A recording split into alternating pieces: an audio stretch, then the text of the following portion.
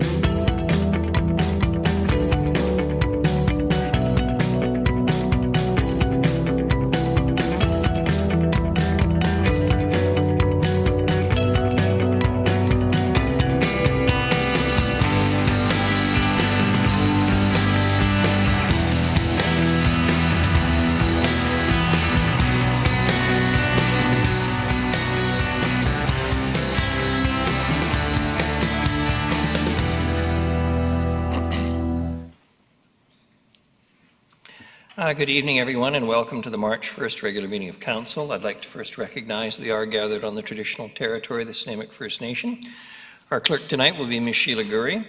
Tonight's regular meeting of Council will be held in accordance with the Community Charter, Council Procedure Bylaw 2018, number 7272, and Ministerial Order number M192, governing open meetings during a state of emergency, and the Provincial Health Officer Order regarding gatherings and events. Therefore, members of the public are required to observe meetings virtually and not attend in person, and question period will be suspended throughout the duration of the provincial health orders in effect. The first item on the agenda is the introduction of late items, and Ms. Gurry, we have a couple. Yes, thank you, Your Worship. For late items this evening, under Agenda Item 9, which is committee minutes, we're adding minutes of the Governance and Priorities Committee meeting from February 22nd, 2021. For Agenda Item 12A, Downtown Nanaimo Business Association Business Improvement Area, we're replacing Attachment A as well as the Downtown Nanaimo Business Association Business Improvement Area Bylaw 2021 number 7317. And that's it, Your Worship. Thank you very much. A motion for approval of the agenda is amended. Moved Councillor Thorpe, seconded Councillor Armstrong. All those in favour? Any contrary? None. Thank you. Motion for adoption of the minutes. We don't have any, so we don't have to worry about that. And on to the Mayor's report. Some positive news for families and folks who are getting a bit tired of COVID. The City of Nanaimo Parks, Recreation and Culture Department is offering recreation programs this upcoming spring season. Registration begins tomorrow on Wednesday, March the 3rd. Programs available will be found in the same format as the fall and winter seasons. The spring and summer activity guide was not produced this year, but residents can look for program offerings in the following ways. View an online PDF or flipping book version of the spring activity guide. Pick up a hard copy of our program at Bowen Park, Bevins, Oliver Woods, and Nanaimo Aquatic Centre from our facility ambassadors starting on Monday, March the 1st, for those of you who don't have online access. Or visit recreation.nanaimo.ca and choose Register for a Program to search programs by various categories and keywords. And for the best experience, please choose Chrome as the browser. And spring cleaning begins with our annual water main flushing program. Mr. Sims is with us tonight. Starts on March the 2nd. Engineering and Public Works will begin annual water main flushing on March the 2nd, as I indicated. And while this program is underway, short periods of low pressure and/or discolored water may be expected. Any discoloration in water residents may experience during the flushing program is temporary. It is not a health hazard. For your general information, city crews will flush water main supplies from the South Fork Dam to the water treatment plant. On each street, clean drinking water is flushed at high velocity through water mains to ensure that all piping is refreshed and any minor sediment within the pipes is removed. Residents are asked, however, to minimize their water consumption if a change in water appearance is noticed. To clear water lines, residents are advised to turn on cold tap water until the water runs clear. And anyone with a weakened immune system should reference information on Island Health's website if they're concerned. I just want to give you an update that's already been given today through Victoria and Health and Dr. Henry. Every eligible adult in British Columbia should be able to receive a first dose of the COVID-19 vaccine by late July after the approval of a new vaccine and a decision to delay second doses. Health officials announced the accelerated timeline Monday as the province moved into the second seniors-focused phase.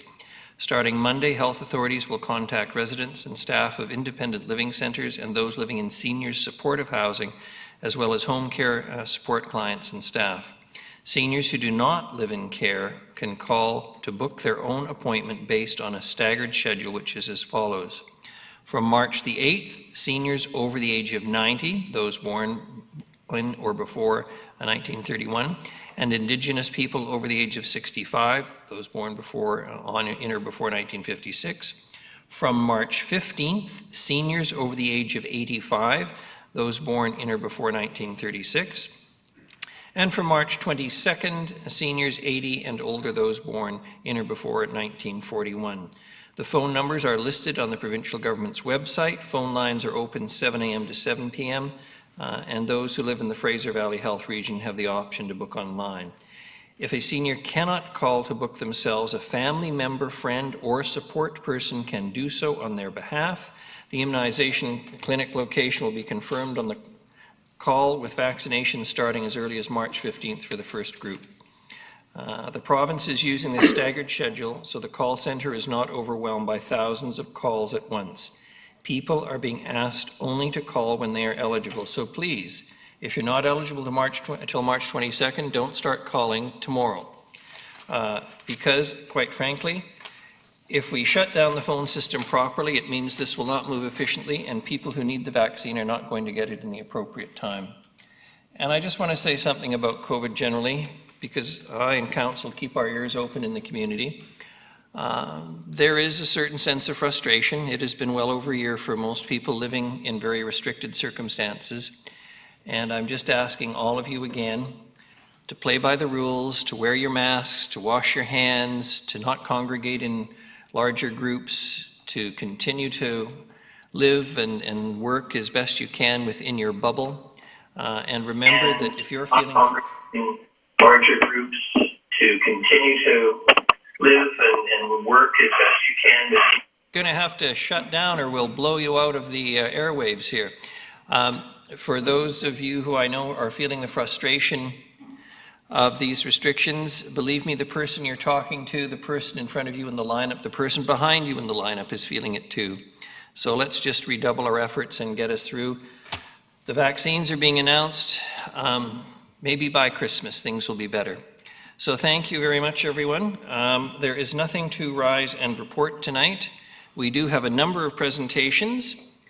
And firstly, tonight is an update regarding Fire Station number 1, and I want to welcome, for his first official visit to the podium, the new fire chief of the great city of Nanaimo, a well-known rescuer of four-legged creatures, and a genuine hero to all of us, Chief Tim Doyle, welcome.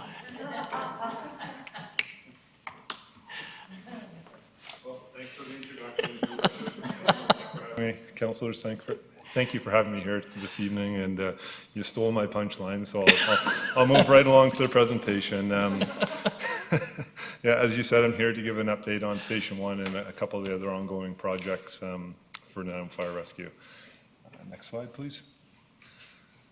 So on July 29th last year, we held our groundbreaking ceremony. We can see everyone who's there, council and representatives from the community and the fire department, and it went very well. Next slide, please. In August, the construction began. So that, with the site prep, we had some rock breaking at the back that was discovered when we got to that part of the site. Obviously, we had the foundations being poured. We also had about 40 to 50 pilings put in to support the structure. So that was quite a exercise, services, water, and on the right-hand side of the slide, we had the welcoming pole. That's Noel Brown, a local artist, is crafting for us. So, yeah, so that came in the fall last year. Next slide, please. These slides, you can start to see the project emerge out of the ground after the services and the site prep were done. So these, on the right-hand side, you can see the towers. So those are hose towers on the north side of the site, and then there's 2 stairwells that you can see emerging right now. They're on the south and the east side of the site. Those should be, the last pour for that are coming up here. So by April, those will be completely done. And we will be moving on to structural steel and foundations, which should be done in the about late spring or early summer. The project right now is on budget, on time. So the budget was approximately 20 million. So that's, we're looking good there now. And it is on time to finish in the summer of 2022. Next slide, please.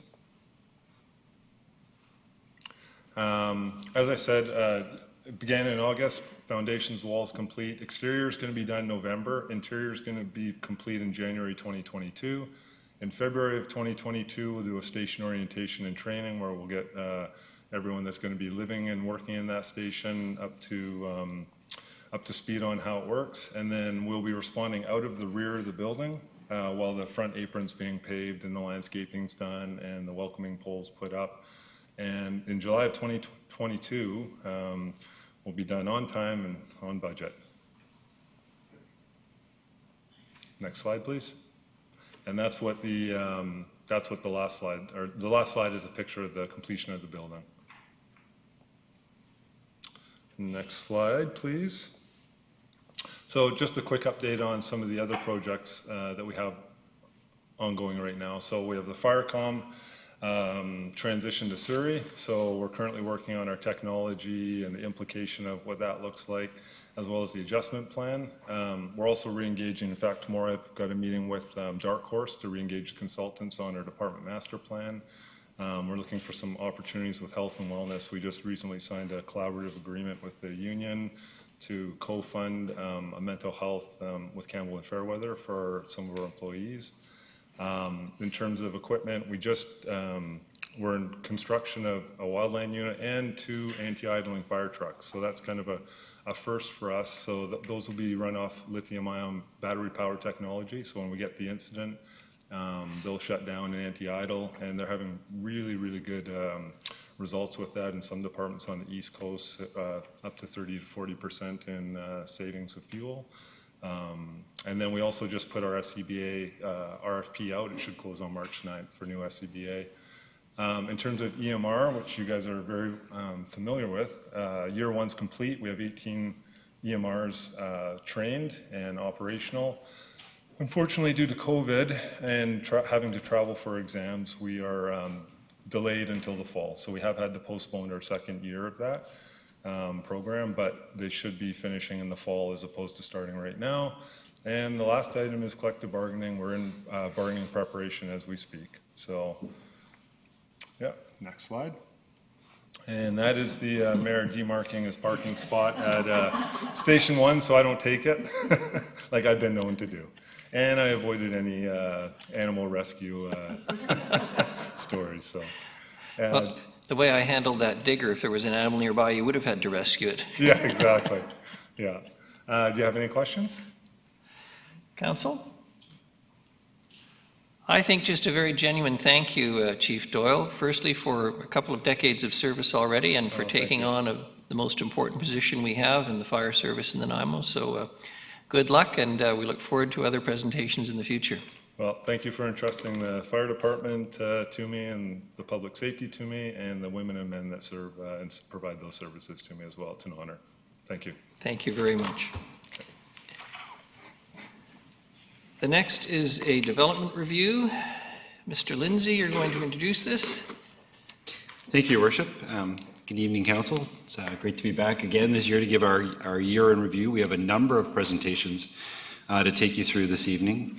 And I'm going to introduce the first two. Mr. Holm, who's our Director of Development Approvals, is here to talk to you about 2020 development approvals and review and what do we see over the past year. And then he's going to be followed by Ms. Amrit Manhas, who's our Economic Development Officer, to give you an update on the state of the Nanaimo economy annual report. So I'll turn it over to Mr. Holm. Mr. Holm, thank you very much. I can't resist this. It is both literally and figuratively the home report, or the home show. The home show. Chief, I know, you're entitled to insult me back. Please do. That's good and novel. I hadn't heard that one before.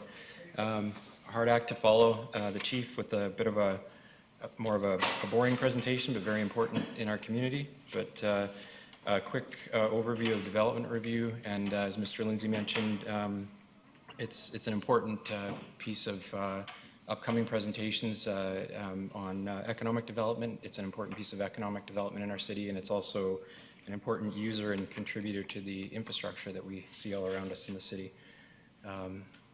So I think I can advance it. Yeah, I can. Okay. So there we see the number of this is for the year 2020, the year in review. We see 217 single-family buildings were permitted that year. That's slightly up from 208 in 2019. As well, you can see the average there of 259, so slightly below average, but above 2019 numbers.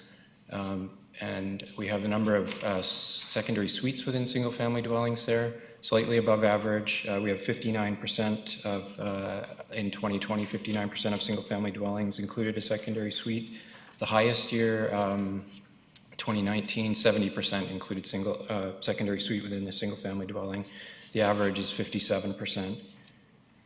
Some trends here to look at as far as residential units by type.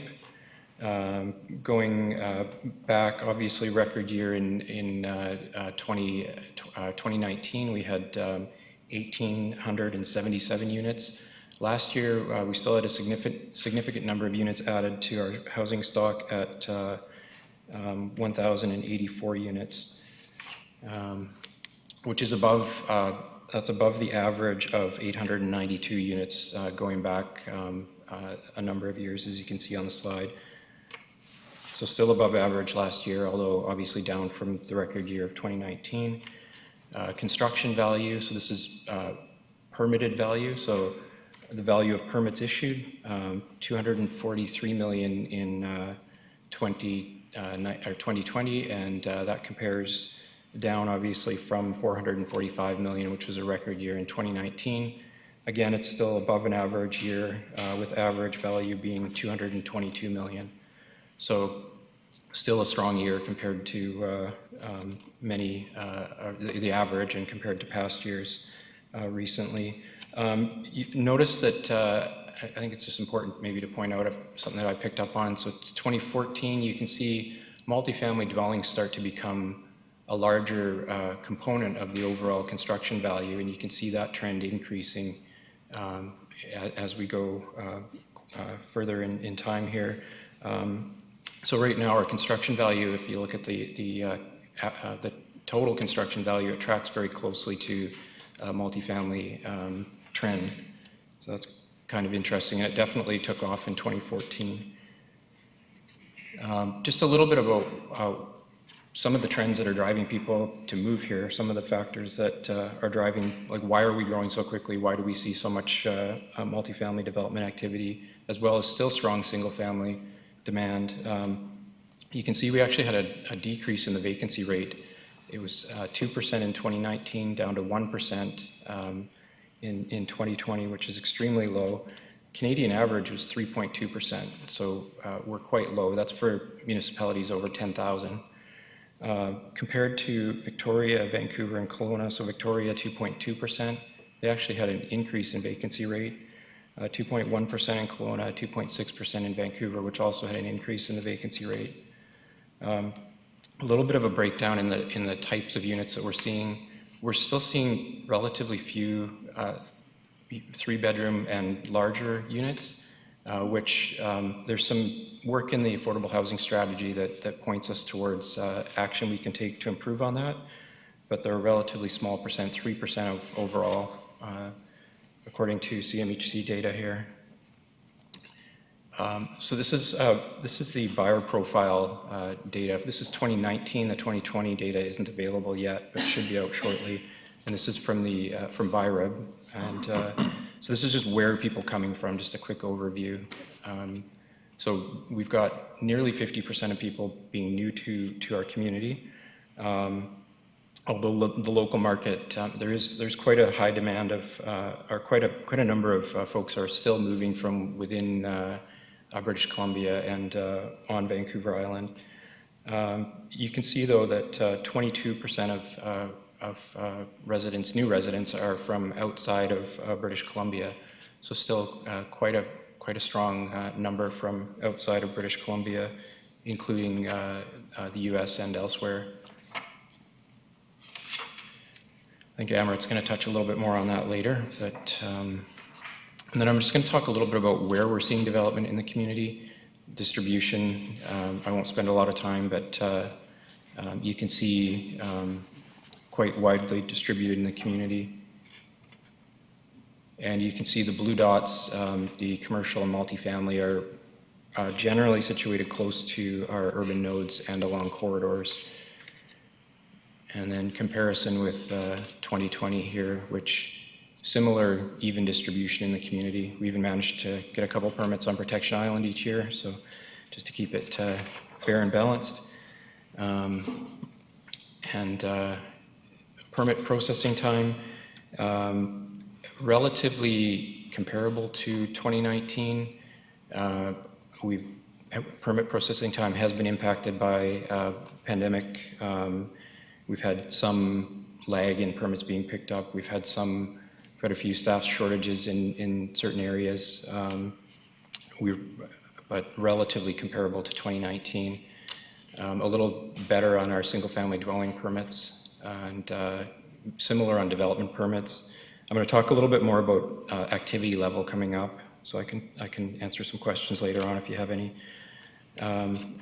We're off to a strong start in 2021, and we're looking at, I've just spoken with our building inspection supervisors this morning, 104 residential permits in 45 days, and our stats for 2 months of this year, $60 million so far in the first 2 months of permitted construction value, so that's quite strong starting out in 2021. Subdivision activity, you can see we actually created more lots in 2020 than we did in 2019. Although you can see the supply of lots, those where it says total single dwellings in active PLA, the supply is diminishing as lots come online, and we're seeing a trend towards smaller subdivisions, infill subdivisions. Land is more challenging to service and subdivide. Although through the Reimagine Nanaimo land inventory and capacity analysis was completed to support as background to the Reimagine process, Colliers identified that we have in the potential for 3,900 detached lots within the urban containment boundary. That's looking out to 2046. They're saying out to 2046 under most reasonably accepted scenarios, we're okay as far as single family supply out that far. Development approvals, you can see here, development permits, rezoning, and the units. Actually, units is something I want to highlight. The numbers application-wise are relatively similar. They vary a little bit from year to year, but if you look at the units proposed under development permit, quite a strong year in 2020. When we talk about the record year in permit value in 2019, you can see we didn't have as many units approved through development permit. The prior years, 2017 and 2018, we had significant numbers in the development permit stream that translated to building permits in 2019, strong construction value in 2019. So based on the vacancy rates and other indicators, And the number of units you see in development permit here, we're anticipating a strong building permit construction value for multifamily for sure in 2021 and forward. A little bit of information here. We have variances, Board of Variance and Development Variance Permit. Happy to take questions, but I think the numbers are pretty self-explanatory. Infrastructure, as I mentioned earlier, the development through building permit and through subdivision, largely we acquire a lot of infrastructure, and the city does, and you can see the relative numbers there. Again, fairly comparable to last year. The amount of new road, sidewalk, et cetera, is fairly comparable to last year. We even managed to get a few fire hydrants for the chief, so that was good and keeps our community safe. Amenity contributions, and I'm not going to say too much about this other than we generally see some come on every year. It's difficult to predict when that'll happen, but we see an example here: public art, bus shelter, and contributions towards Harewood Centennial Park. Obviously, it was a small component of the overall project cost, but there were community contributions through rezoning that helped contribute to that. We're going to hear more about this next week. We have a GPC session on a presentation on community amenity contribution policy, so I won't say too much more about that, but it is a contribution to the overall community and improvements that you see here. Just wanted to highlight a couple of the major projects. We have many projects on the go, but I'll highlight based on construction value some of the major projects from 2020. So based on construction value. So 4745 Ledgerwood, that's off Wellington near Metro Drive. And that's actually it's a rental apartment building, 120 units as you can see. It's under construction. It's quite a large project, and they indicate anticipated occupancy spring of 2022. And it was actually financed in part by BC Housing. So 6117 Uplands, again 108 units, and you can see where that relates adjacent to the Woodgrove urban node, and that's another big project in that area at almost 15 million. And here we have, this is 301 Lambert. This is on 3rd Street, a gateway to downtown, $13.5 million project, and 97 units. There's another project on the same site that's coming up here. 4800 Cedar Ridge. This is actually one building of 3 significant apartment buildings in that area, totaling 170 units. The largest of the 3, 12.2 million and 80 units. And that's off Rutherford Road. You can see right at the edge of the urban node there above Long Lake. And another $12 million project. This is, again, on 3rd Street, a gateway to downtown, and 80 plus units there. So 84 units, 4-story building. And another important improvement to the entrance to our downtown. And now I'm just going to transition to, these are not under construction yet, these projects, but they're in the pipeline. Some of them are in the building permit stream already, and I won't go into detail for sake of time. I'll just highlight a few of them. 4851 Cedar Ridge, I think council will recognize that one. 98 units. A number of important projects here. There's some more development in Halliburton area, 135 Halliburton, 79 units. 1125 Seafield Crescent, I think council will recognize that. It's 149 unit seniors housing development. We have a building permit in for that. 1200 Dufferin Crescent, I think council will probably recognize that. That's the NRGH ICU under construction, and that's a $21 million project. Important public investment there. And again, some projects that are probably familiar to council. 930 Terminal, 32 units. 6340 McRobb, that's another 66 units, and then the Nanaimo Search and Rescue upgrade to the fire hall on 4th Street, the old fire hall building on 4th Street. So another important investment in the community. And if I'm going to give a prize to, I haven't picked the prize yet, but who can guess what 3180 Island Highway North is? It's kind of an exciting looking building. Does anybody know? Car wash. A car wash, ah. Great, thanks. So yeah, kind of an exciting car wash. That's right at the corner of Norwell and the Island Highway. And it's kind of a unique looking building with a caretaker suite. So another project that you're probably familiar with, the one indicating Wallace and Wentworth, that's actually the TELUS Living Building, 197 units in the downtown, in the old city. That's pretty important. Another one on Nickel, 35 units on Nickel Street. And then Menzies Ridge, council will be familiar with that as well. That's 22 units in the Hawthorne area. Just a bit of a variety here. 4900 Island Highway, that's a car dealership under development permit review. 39 units on Bowen Road and 55 units on Fry Street. Part of a continuation there. We have 550 Brecken, which is 87 units.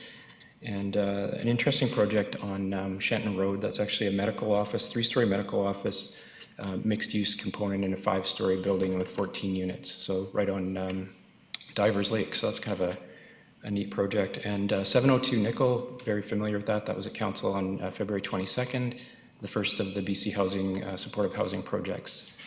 And so another exciting project there. 388 McCleary, 149 units of seniors housing, and then another BC Housing project at 285 Prudhoe, and that's 51 units of supportive housing. It was at design panel last week. And some more variety here. So Biggs Road, that's the Nanaimo Correctional Center. We don't have a building permit value, but the overall project value is $150 million, and it's in for development permit right now. It was at design panel last week. And if you had a chance to tune in or you were at the panel meeting, it's kind of an exciting project. It's definitely a big improvement. And 1300 Junction, you may be familiar with that one. That's 213 units, and that's in the south end at sort of 10th and Waller, Junction Avenue in that area. And that's all I had. I'm happy to take questions at this point. Thank you very much, Mr. Holm. Councillor Thorpe. Thank you very much, Your Worship. Through you, if I may, I have a couple of questions to Mr. Holm. Thank you, first of all, for the information.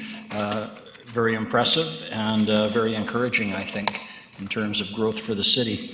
The first question is related to one of your early slides, and it's percentage of single-family dwellings with suites, which are down slightly from 2019 to 2020.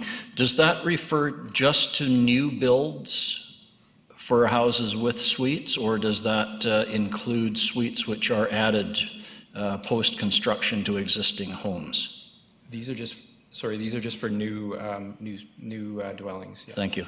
And just as a follow-up to that one, if I may, Your Worship, do we keep stats on how many suites are added, conforming suites to existing houses each year? Yes, we do. We also have information on the backlog of non-permitted suites, but I can get that for you. I don't have that at my fingertips now. Sure, thank you very much. And if I may, Your Worship, my other question relates to the slide entitled New Assets. And the thing that jumped out to me there was under new sidewalks, down slightly, which is, that's all right, it can vary a little bit, but new walkways was up about by a factor of 4 times. So could you just explain to me what would explain that huge increase in new walkways, and are those simply connective pedestrian access but not paved? Is that the definition of a walkway? Yeah, that's actually, I should have anticipated that question. Thanks. It's a great one. Yeah, if we bring up the slide, you can see there's quite a variability. Thank you for that. There's quite a bit of variability year to year. And you can see in 2018, we had quite a substantial amount of new walkway as well. And then a dip in 2019. I can't say what the definition is. It's not a sidewalk, obviously. We've differentiated there, but I can't define whether that's hard surfaced or if it could be soft surface trail as well. That's what I would guess, that it's simply not a paved sidewalk. Perhaps Yes. that's something that you could follow up with me at a future date. Sure, I'd be happy to. Thanks. Thank you. Thank you, Councillor Bonner. Thank you, Worship, and through you to Mr. Holmes, if I may. On page 6 of my report, which shows the 2 years, 2019 and 2020 of builds across the city, it's a map. We see the nodes that are in Nanaimo, and one of those we have is Woodgrove, North Nanaimo Country Club. And these, I believe that we're trying to build into walkable nodes. But the construction seems to be everywhere but these nodes. And so I was wondering if there is something within our abilities as council to encourage more development in those nodes. Are we missing something? Is something we could do extra? Well, we definitely can through planning for servicing and through zoning. There is land outside of those nodes that is zoned for multifamily as well for other uses. We definitely see, if I could pull up that slide. Sorry, it's a little bit cumbersome to get back. Oh, there we go. There's an example. You can actually see that the blue dots are closer to, those represent larger usually multifamily or mixed projects. And those are actually close to, typically on the periphery of the nodes or along corridors, which we'd like to see. The red dots that you're seeing are single family and duplexes. So those we're going to see in neighborhood areas, which, not surprisingly, they're typically quite distant from the nodes, but we can, through zoning, through infrastructure investment and planning, we can encourage, and through, we've taken initiatives in the downtown, for instance, through tax incentive programs and the like, to encourage development within the downtown node specifically. But yeah, there are measures that we can take to encourage development within nodes, but there is also land outside of nodes that's zoned for uses that would allow higher density development outside of nodes as well. That land, the zoned land, is concentrated in nodes, but there is some outside that allows development to happen there under existing zoning. And the other question was just a minor one. It's the Board of Variance numbers. The numbers don't add up. And I was wondering what happened to the one says there's 19 applications, 15 were approved, one was disapproved. What happened to the other 3? They're carried over, so they might be, so we might have had some late in 2019 that were carried into 2020, and then some late 2020 that were carried into 2021. So they're not necessarily approved in the same calendar year. Oh, I see, okay. And if I may, to Councillor Thorpe's question, some of these walkways are the ones that appear. Recently, there has been some new ones put by Pride Vista Golf Course, and they're connecting streets. They're paved, and they're walkways and bikeways, but they're actually not on the street. They're connecting 2 streets through a corridor. The couple that I noticed, anyway. We do, and we need more. Councillor Martman. Thank you. Through you, I'm just curious as to where we're actually at with 4900 Island Highway North, with upcoming projects. Where in the upcoming is it? So a development permit application is in and under review, and we're waiting for a response from the applicant to a comprehensive letter that went out previously last year. Mr. Lindsay. I can add to that because I actually spoke, I don't know, Mr. Holm doesn't know this, but I spoke to the applicant this afternoon actually on that file. And they're hoping to get back to us this month. As Mr. Holm mentioned, we provided them a comprehensive letter, I think it was last May. And they're hoping to respond to it this month. They've had some, we understand, deals finalized with the actual tenants. So they're trying to adjust the plan to accommodate those tenants. But at this point, we still do not yet have a building permit. That would be the next step. So finalizing the development permit is our first priority. Thank you. Councillor Hemmons. Thank you, Your Worship. Through you to Mr. Holm, the stat of having 60% of new single-family dwellings contain a suite. I know that Nanaimo had a bit of a head start on our policy around secondary suites. Is our 60% higher than other communities? And I'm sorry, I should have given you this question ahead of time so you could look it up. Are we ahead of the game with our suites because of that policy, or are we kind of on par? Well, I'd say I can't tell you what other communities are. I can look that up if you'd like, on average, what percentage they're seeing in their new housing starts. But I would say that given our early adoption of secondary suites as a permitted use within the zoning bylaw, allowing for them since 2005, I believe, 2004. So we do have a head start in that we have 15 plus years of legal suites. It's been an option for people building homes for a long time in Nanaimo, and it's been obviously taken up by the majority. So. Yeah, it strikes me as a great statistic, and I'd just be curious to know where we stand in comparison to other communities. It's definitely an important part of our rental housing stock. Right. Okay. Thank you. Thank you very much, Mr. Holm. I don't see any other questioners. Much appreciate the presentation today. You're welcome. Thanks.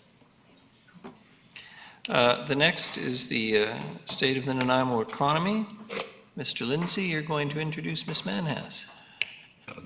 Just As soon as Mr. Holm I'll cleans up. pause long enough to let Mr. Holm wipe down the podium, and we'll move on. As I mentioned, Ms. Manhas is here to present the state of the Nanaimo economy. I think this is the second year that we've been doing this report, so happy to have the report and the presentation, and I'll turn it over to Ms. Manhas.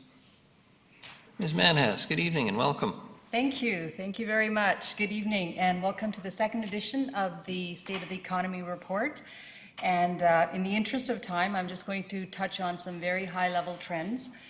The full report is available on the City of Nanaimo's website and on the Invest Nanaimo website as well, and I'm always available to answer any questions that I can't answer today, anytime later on.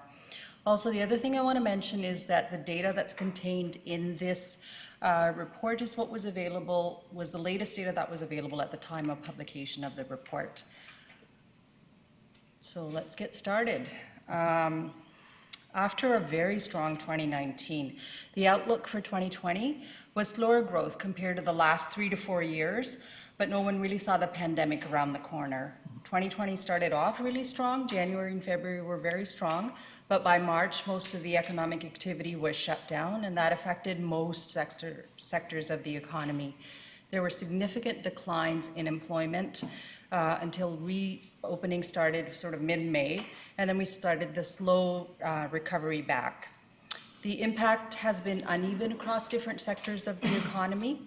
After reopening in mid-May, many sectors such as manufacturing, healthcare, they sort of began their sharp rebound, whereas other sectors like tourism, hospitality, and entertainment, they continued to struggle, and they still struggle to this day. Fiscal stimulus from the federal government to individuals through programs such as SERVE, rent relief programs for businesses, infrastructure grants for local and Indigenous governments provided much needed relief last year. The BC government also spent quite a bit of money, and that helped alleviate the overall negative impacts of the pandemic. Business programs such as DER 3, which was delivered by Innovation Island, and the Tourism Resiliency Program, which was delivered by Tourism Vancouver Island. Those programs meant that businesses had one-on-one assistance for navigating through a very difficult time. And these programs were all funded by government. And of course, supporting our local economy was really a priority for our City Council as well. The City quickly responded by sharing information on the relief programs that were available to individuals and to businesses. And City also transitioned services for residents and for businesses to an online digital platform. Additional grace period was allowed for payment of property taxes. Patio expansion program for restaurants was implemented. Online or one-time reduction in business license fees for liquor primary operations was recently passed as well. The city also continued to invest in pedestrian and transportation improvements to help provide a boost to jobs and to the local economy. The city partnered with BC Housing to provide a record number of affordable and supportive housing in 2020. The Mayor's Task Force on COVID Recovery and Resiliency was formed quickly, and work on the recommendations of that task force has commenced.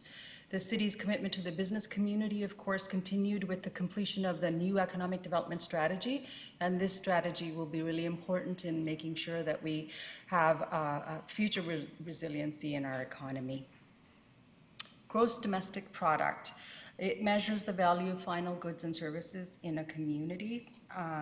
It's useful for providing overall economic trends, especially when it's used in combination with other indicators such as income and employment.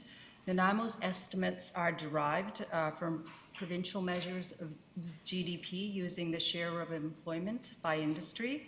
Our GDP in 2019 was $4.1 billion, and in the last decade, Nanaimo's GDP has grown by 10%.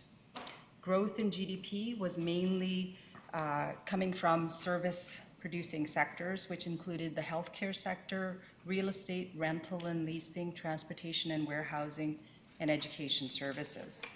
And in the goods-producing sector, it was construction and manufacturing that were some of the main contributors to GDP growth. And we have been growing relatively at the same rate as BC in terms of growth for GDP. For population in 2020, Nanaimo reached the 100,000 milestone for population, and our population growth rate will be slower over the next 5 years compared to the past 5 years. Our growth rate's been about 2% per annum in the last 5 years. It's going to move to about 1.4% per annum.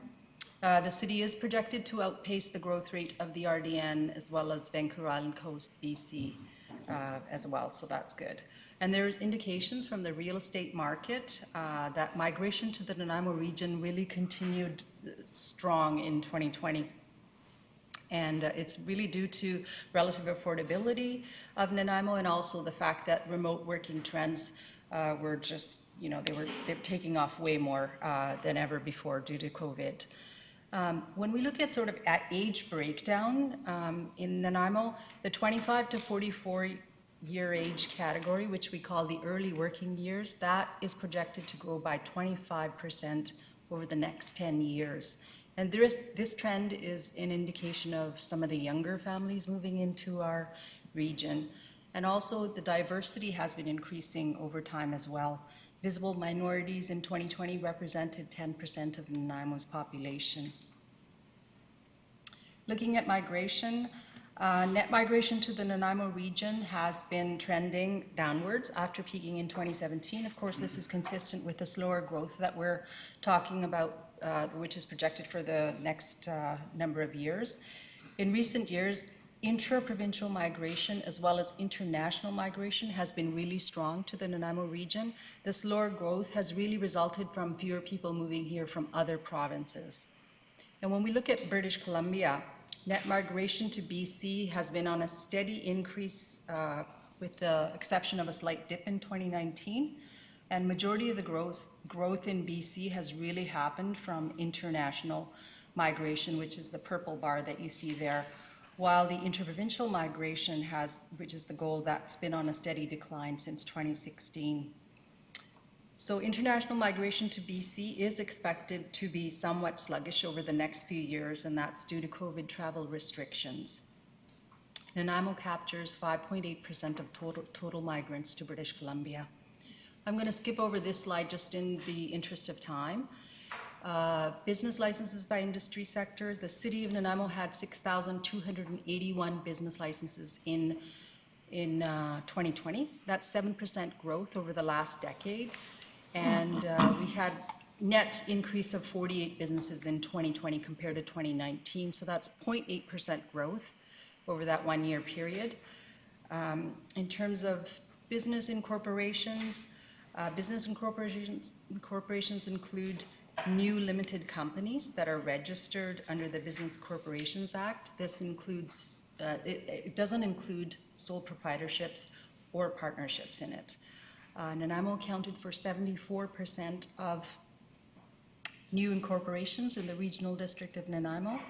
We account for about 13% of Vancouver Island. The city and the RDN incorporations in 2019, they were above their 3-year average, whereas Vancouver Island Coast was below its 3-year average.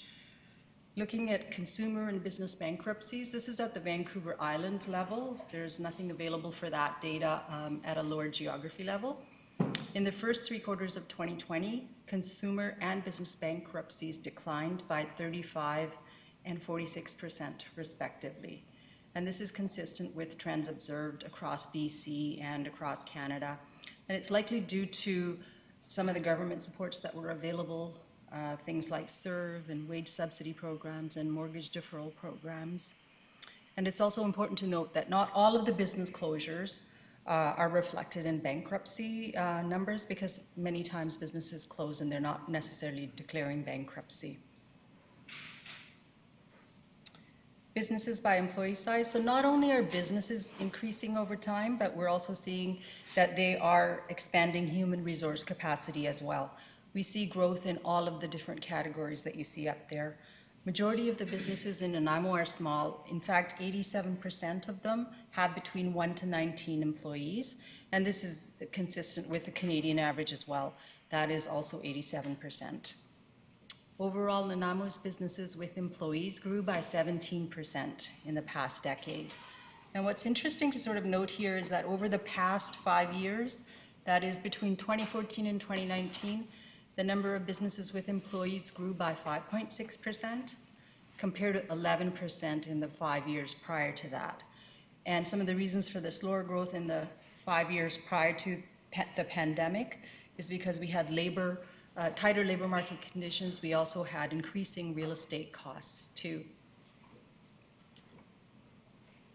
And this is the building permit values. And of course, Mr. Holmes has covered this very well, but I just want to say that 2020 is the second largest year for building permit values. The other year that comes close to the second largest is 2007.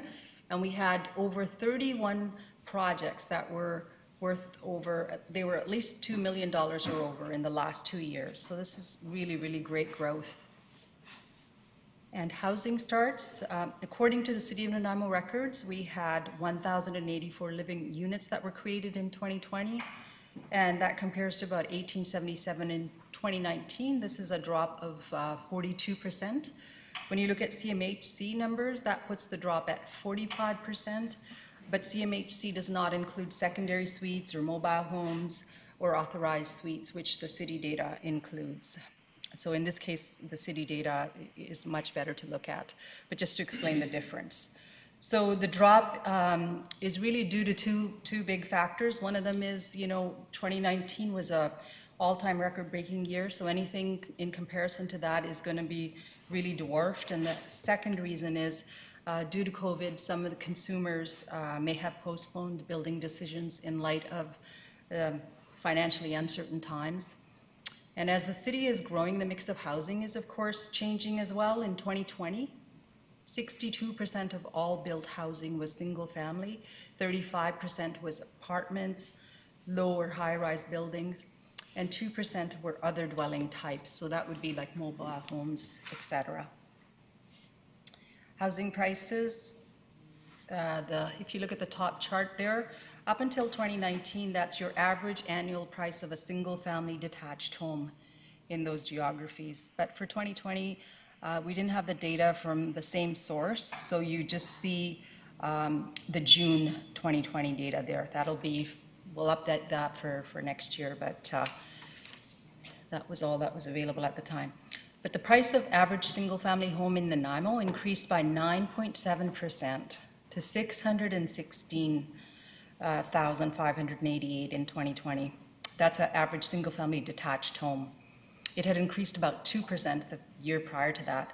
Sales volumes were up in every single category of housing, single-family condos, row housing, lots, all of that. When we look at new housing, the average annual price of a single-family new house dropped in Vancouver by 9.1%. It dropped by 5.9% in BC. The price of a similar home in Nanaimo increased by 11.6%, and it also increased by 4.2% in Victoria, which is interesting because the year before Victoria had actually declined by 7%. But despite all of this, Nanaimo still, a new single-family detached home in Nanaimo still costs you roughly 1/3 the price of Vancouver and a little less than 3/4 the price of Victoria. So this is one of the main reasons I think we're seeing a lot of people fleeing the larger markets along with other reasons as well. The rental market. In 2020, 67% of housing in Nanaimo was occupied by people who owned that housing, and 33% were occupied by renters. Overall average rent in Nanaimo increased by 7%. Vacancy dropped from 2% to 1%. Vacancy rate in Victoria increased by probably about 1%, so it increased to 2.2%. In Vancouver, it increased to 2.6%. And the number of units in supply in Nanaimo increased by 154. That's 4% increase year over year. And the supply in Victoria increased by 5.3%. And in Vancouver, the supply increased by 2.2%. Overall average rent for a 2-bedroom apartment in 2020 increased by 8.6% in Nanaimo, increased by 4.1% in Victoria, and in Greater Vancouver by 2.5%. So the rental market is very, very hot in Nanaimo, although we saw some relief in Vancouver and in the Victoria area. Seniors housing, overall vacancy rate for senior spaces increased to 3.3%. Leading to some relief in the average rents. Average rents decreased by 2.5%. There was a huge demand for affordable, independent living spaces. When you look at the bachelor and the studio type of accommodation, you see that there was 0 vacancy rate in 2020. But vacancy rates started to increase as you sort of look at the larger bedroom types and also the more expensive accommodation types. The vacancy rates increased. So affordable independent living spaces also were very high in demand in all of British Columbia as well. Altogether, 664 new spaces were added in British Columbia for seniors housing.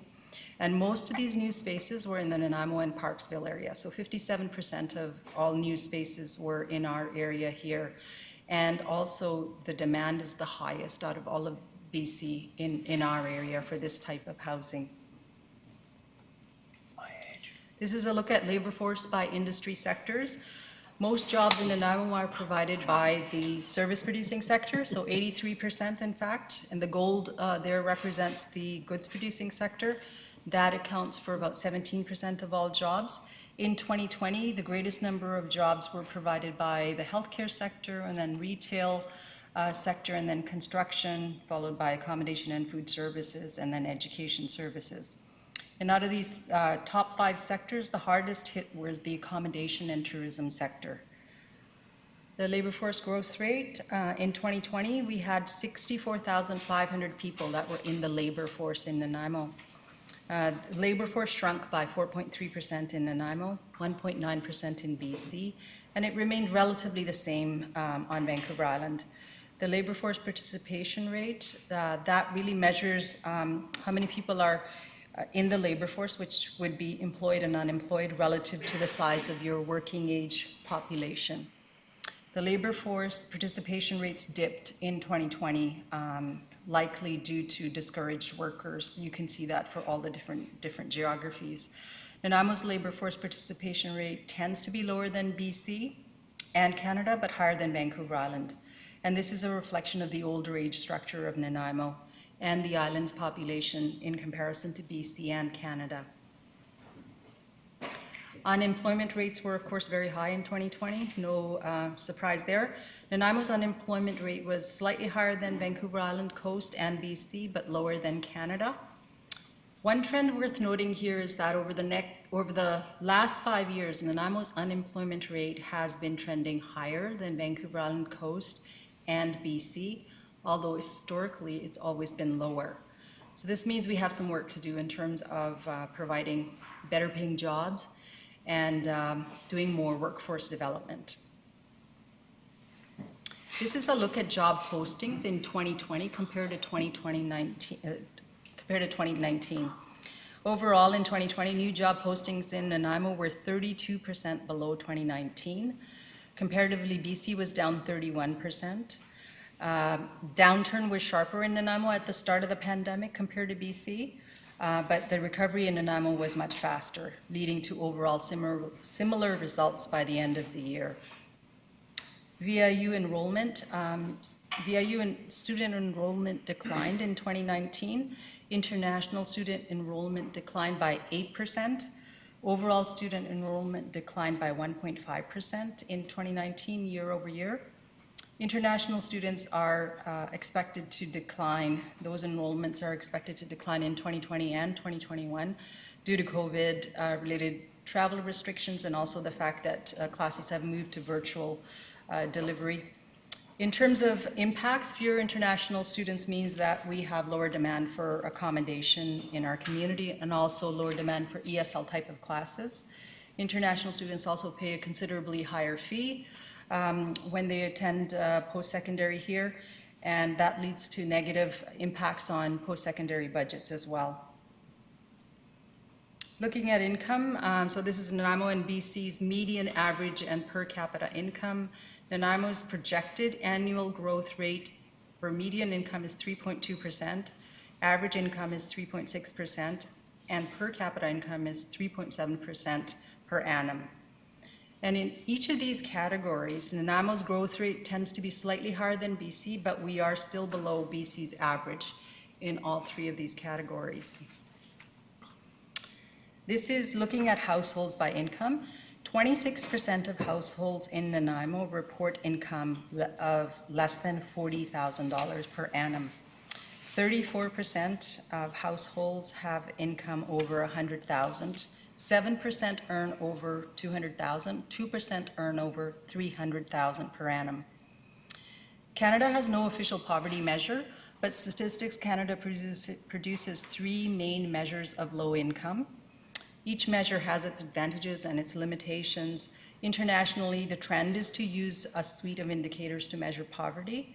And in recent years in Canada, the anti-poverty community in Canada has begun to use a low-income measure in Canada. And the low-income measure basically represents 50% of median household income, and then it's adjusted for your family size. So roughly, looking at that, anybody who's making about $38,000 in Nanaimo per household would be considered under low-income measure in 2020. So it'll be interesting to keep an eye on that to see how we're progressing on that. Household expenditures. So retail expenditures in the city of Nanaimo are estimated at $3.8 billion for 2020. And this table, what it's showing you is that what an average household spends on a particular goods and services. And the total also spent in each of the categories in the city of Nanaimo. The spending potential index basically represents the amount that's spent in Nanaimo in comparison to the national average of 100. So if we look at the first line there, average household spends nearly $13,000 in food, or spent $13,000 in food in Nanaimo, and in total $538 million was spent on food. And the 106 index means that we're spending 6% more on food than the national average. So some of the categories that really stand out here in terms of where we spend more money is we spend 17% more on healthcare, 17% more on gifts of money and contributions, so we're quite generous, 9% more on tobacco and alcohol, 10% more on gambling. In terms of areas where we spend less money, 32% less than the national average in personal income taxes. So that's likely due to the fact that we have an older population, or we're really good at tax evasion. I don't know which one it is. We also spend 26% on transportation. So that's really great because must be really green. And also the fact that we're a small city and we don't have too much to commute. So I think that's also a helping factor there. Tourism and film. Councillor Gesselbrook has a question, please. Just on that last slide, are the percentages on that slide? Of just the comparison to the national average? Yes, the index represents the percentage. So where you see gifts and money and contributions, for instance, it says 117. Yeah. So basically what that's telling you is we're spending 17% more on gifts and money than the national, average. Great, that's an interesting slide, thank you.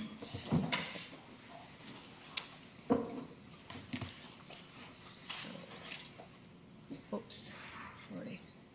Oh yeah, we want to go to tourism and film. So let's take a look at this one. Tourism, hospitality, entertainment sector, they were the really hardest hit sectors in 2020.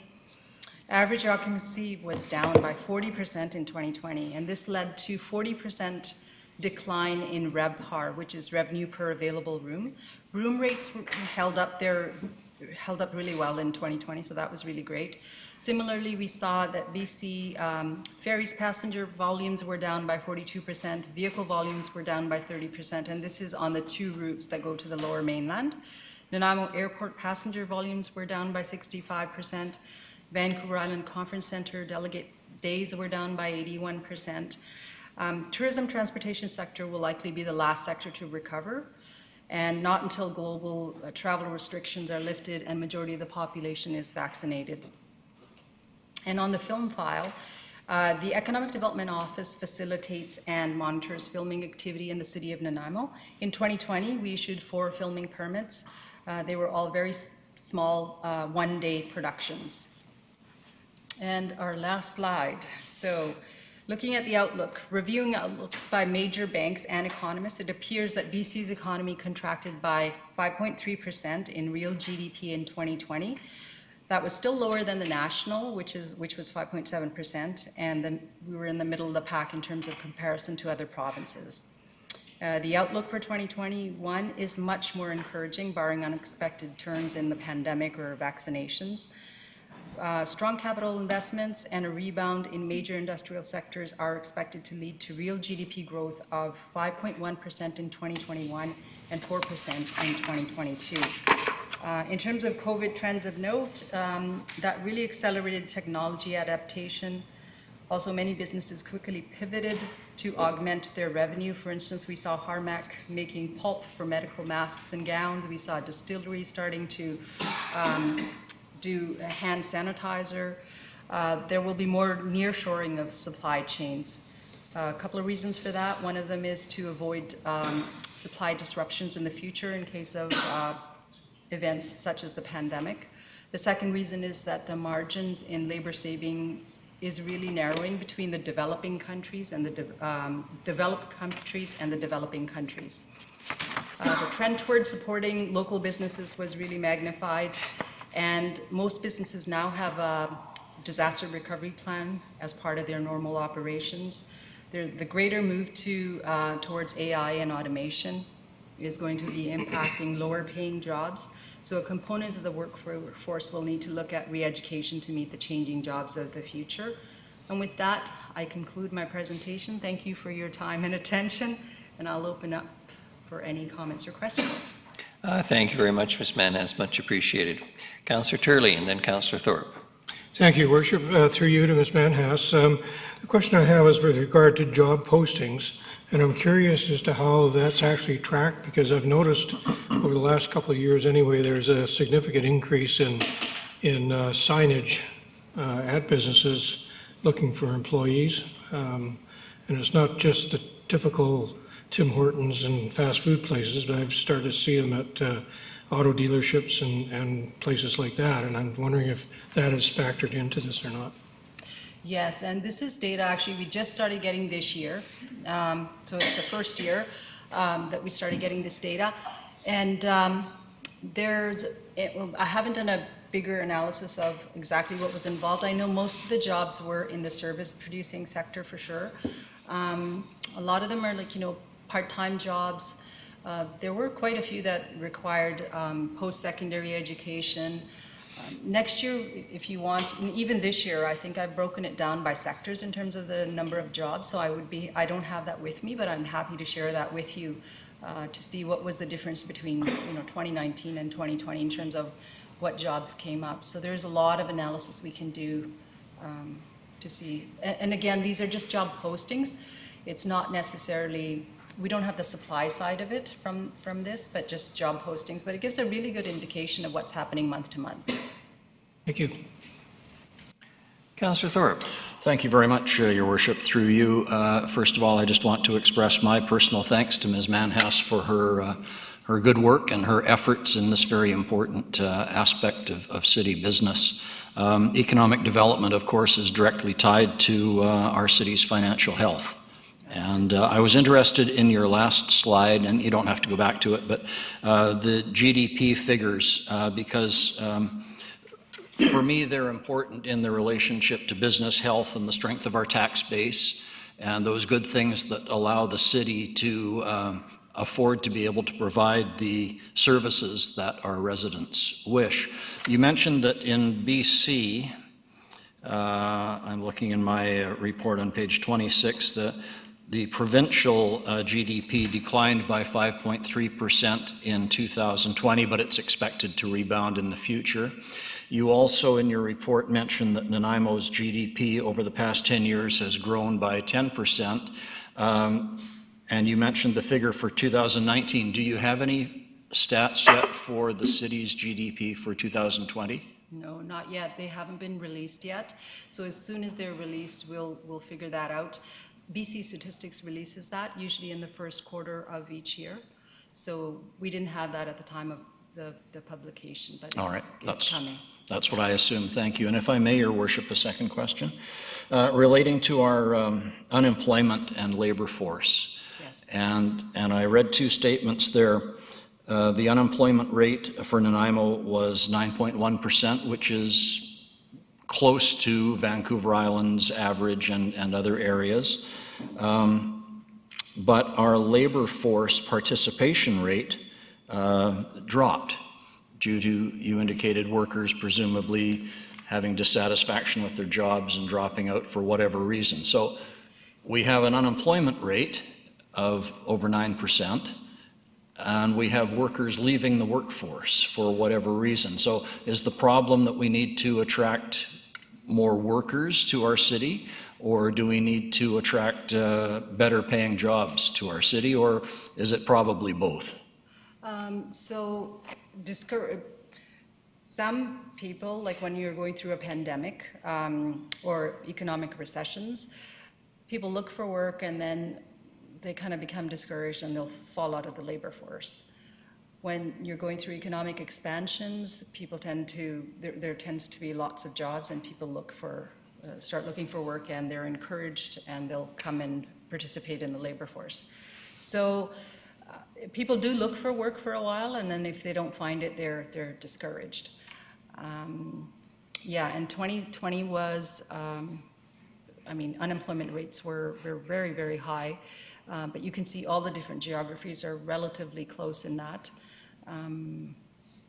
I think that the participation rates are relatively the same. They dropped in all the different geographies last year, and that's because people become discouraged after they can't find jobs for a while. Mm-hmm. And of course, we do have there is something to be said about matching skills with the type of jobs that are coming up as well. So I think we could do more work in that as well, working with VIU and looking at workforce development in the future to see, where are some of those gaps and how can we help fill those gaps. Thank you. And I know this is impossible to predict, but because of COVID, of course, but do you basically hold an optimistic view for the year ahead in terms of what you're seeing happening in our city? Yes, absolutely. Absolutely. There are a few areas where we can where we need to monitor. And I think with the new economic development strategy just being completed and looking at the work plan, it takes into consideration a lot of these trends that I'm talking about. So it's an exciting time. I'm very optimistic about the future for sure. I think we can, we live in such a beautiful city, and when we see people moving here, even in a pandemic year like that, and coming here, and younger families moving here, that is really, really encouraging. And we want to continue to build the type of city that everybody wants to come and live in and invest in as well. Absolutely. I'm sure everybody at this table agrees with that. Thank you again for your good work. Appreciate it. Thank you. Councillor Bonner. Thank you, Your Worship. And through you to Ms. Manhas, if I may. Thank you very much for this report. It's very detailed. A lot of information in there. I have a couple of questions. The first one is in the report itself. I believe it's page 4, where it refers to new housing starts dropping 45% from last year. And you say in the report this is due largely to 2 factors. 2019 was an all-time record-breaking year, which it was. And then secondly, due to the COVID pandemic, some consumers may have postponed building decisions in light of financial uncertainty. To me, that seems a bit subjective. I was wondering how you came to that conclusion. Okay. So basically, when you look at over history, during periods of expansion, economic expansion, consumers have high confidence. And when they have high confidence, they tend to spend money. When you're going through periods of economic contraction, which is what we would call last year, consumer confidence is lower. And because they're job prospects, they might be worried about that kind of stuff. So they tend to postpone, not necessarily, cancel, but they tend to postpone those larger spending decisions. That has been proven in research. So that's one of the reasons. Okay. In your presentation, labor force by industry sector, can you tell me in that list of sectors where tourism sits and how much is it of that sector, if I may? So tourism is interesting because there isn't one industry sector you can call tourism. Accommodation and food services, that one you can definitely count in tourism.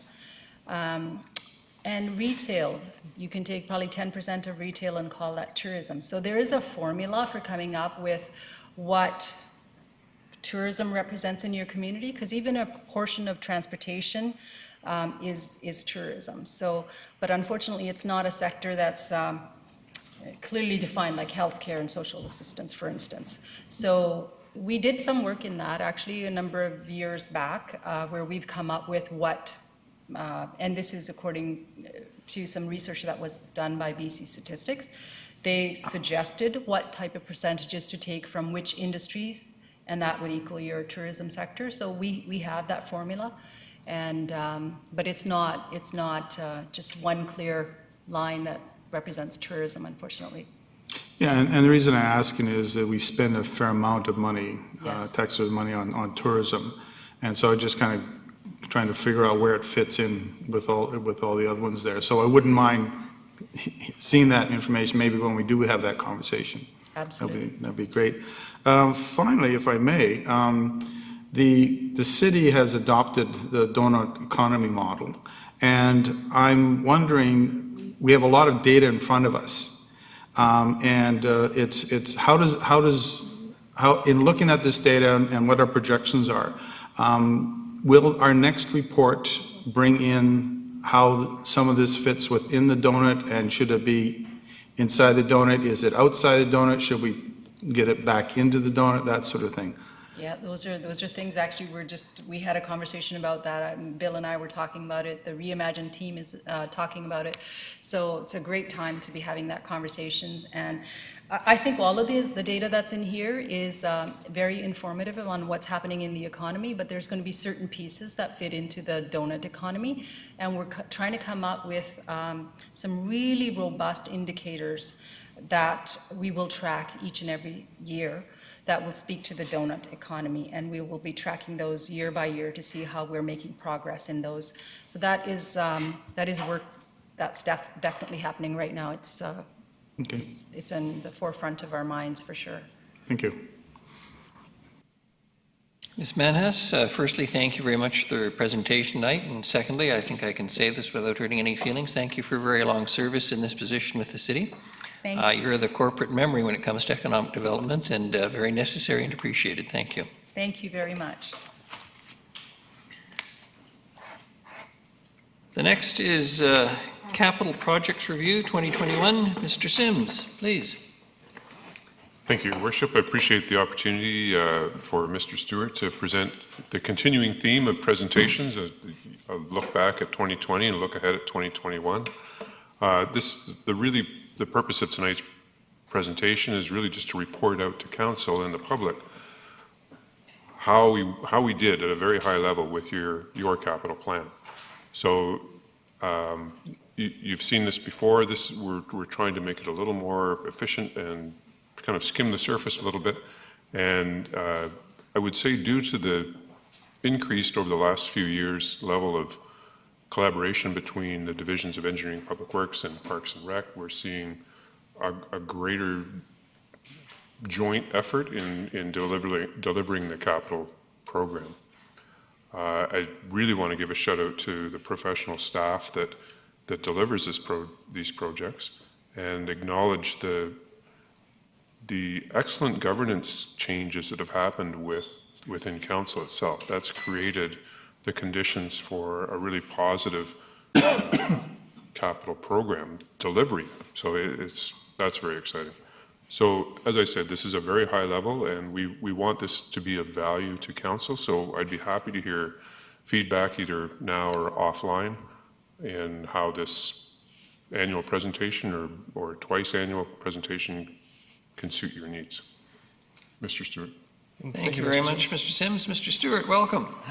Thank you very much. I'm here to give a little bit of update what happened last year and what we're looking forward to this year. Just as a note, the one on my right there, that's Metro Drive sidewalks under construction. So it's kind of exciting to see a project that's been talked about for a while. That's ready to go. So just starting with a high-level overview of what we did last year, what we had on the books. This is, citywide. So whether it's a kitchen reno in one of the facility projects or a roof upgrade or, a small pedestrian flasher, they're all projects and they all have to get done by somebody. So we've got around $77 million worth of projects, 88 projects. And by the end of last year, about 80% of those projects were either under construction or completed. This very busy slide is just it just gives you kind of this sense of how we do with budget. So, every year some projects go over budget, some projects go under budget, but generally, you can use some of the same type of projects to cover the budget shortfalls with the other projects. So when you get a report to the Finance Audit Committee that says, we found money within the plan, this is how it's done. It's you have projects that are under budget and you can move that money over to cover the other ones. A note, like this is a percentage, so some of the larger swings are usually small projects that either went really well or you found something that was kind of unexpected. Overall, we did pretty well, pretty similar to last year, which was 6%. This year, we're 5% under budget. So all the projects kind of have three different origins or streams that they come from. And the vast majority comes from asset management. Like we have a lot of infrastructure in place. That infrastructure gets old. We have to replace it, whether it's pipes or roofs or buildings. We also have projects that are driven by growth. Our city's growing, like as we've seen in the last couple of presentations. So in some cases, the infrastructure we have is just not big enough to serve our growing population. And finally, many projects are also driven by council strategic plan, whether that's active transportation or other projects. That's a strong source of projects. And many of our larger projects, they have a combination of these streams. So this project is a great example of one of those that pulled in everything. So it started as a repaving project because Bowen Road was not doing so well and it wasn't going to last another winter.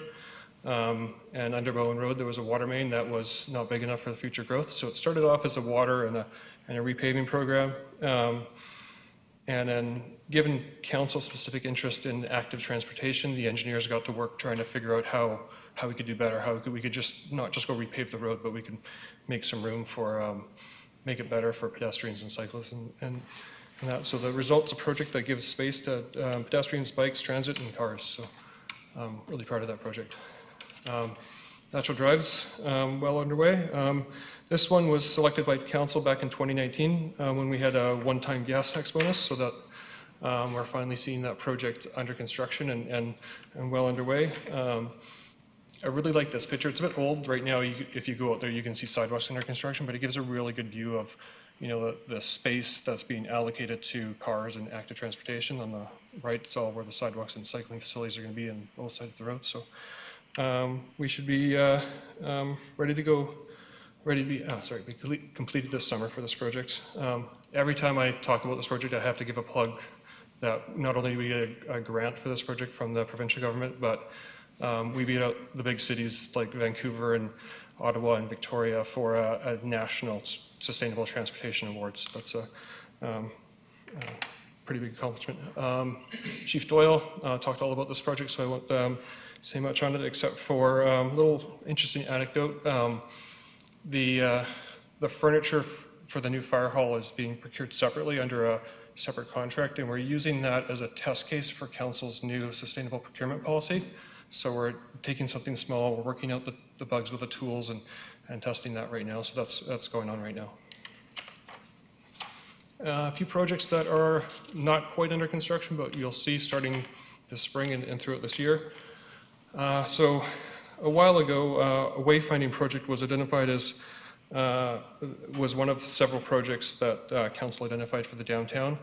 It's taken a little bit longer than expected to get it up and going. Simple things like there's been a shortage in cedar lumber that was the type that we specified for the signs, but that's all underway. The signs are being manufactured as we speak, and within the next couple of months we should see a few wayfinding signs go up in our downtown. We've got a electrical upgrade at the Bevan Park. This is one of those asset management projects, and it's going to be happening in the spring and summer. This is also a project that council selected for a grant application back in October under the Investing in Canada Infrastructure Fund. We should find out if we get that grant later this summer. Front Street. After some struggles and delays with a project that was supposed to be a quick win, we're finally going to be underway with Front Street as early as next week. Winley Contracting was awarded the project, and it should be a fairly quick project actually. They're planning to start in March here and be done by May. Phase 2 of Metro, much of the work,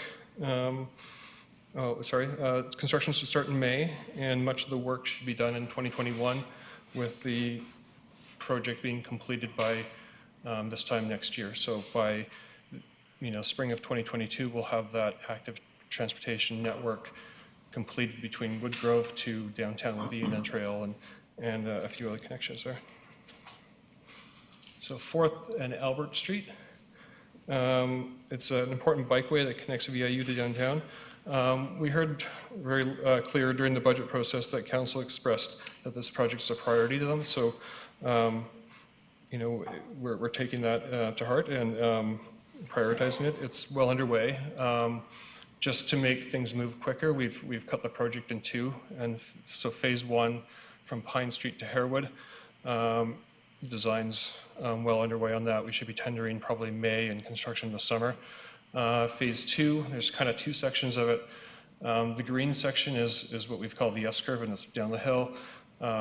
It's technically challenging, but other than that, it's okay. The blue stretch down Albert Street, it's not technically challenging, but we do want to learn our lessons from Front Street, get out, talk to the neighborhoods before we take the design too far, and make sure that the neighborhoods understand, the impacts and that type of thing.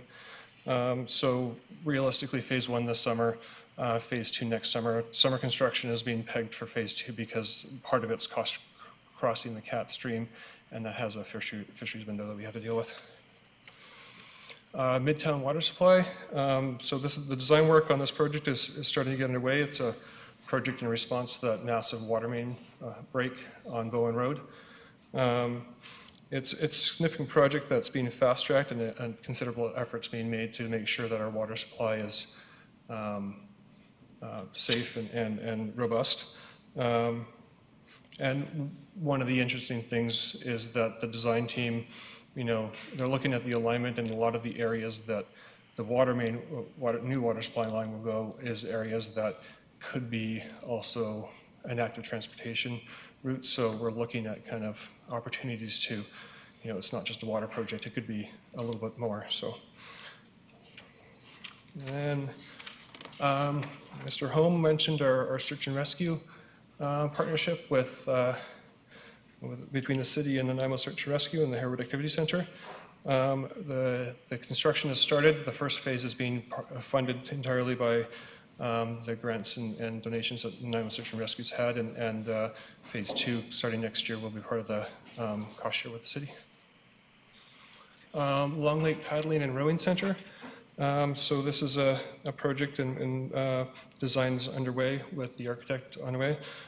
It was a project that council also selected for a grant application. We just found out a couple days ago that we did not get the grant. But Mr. Groot will be back in a little while with some design options and some funding options within the next few months.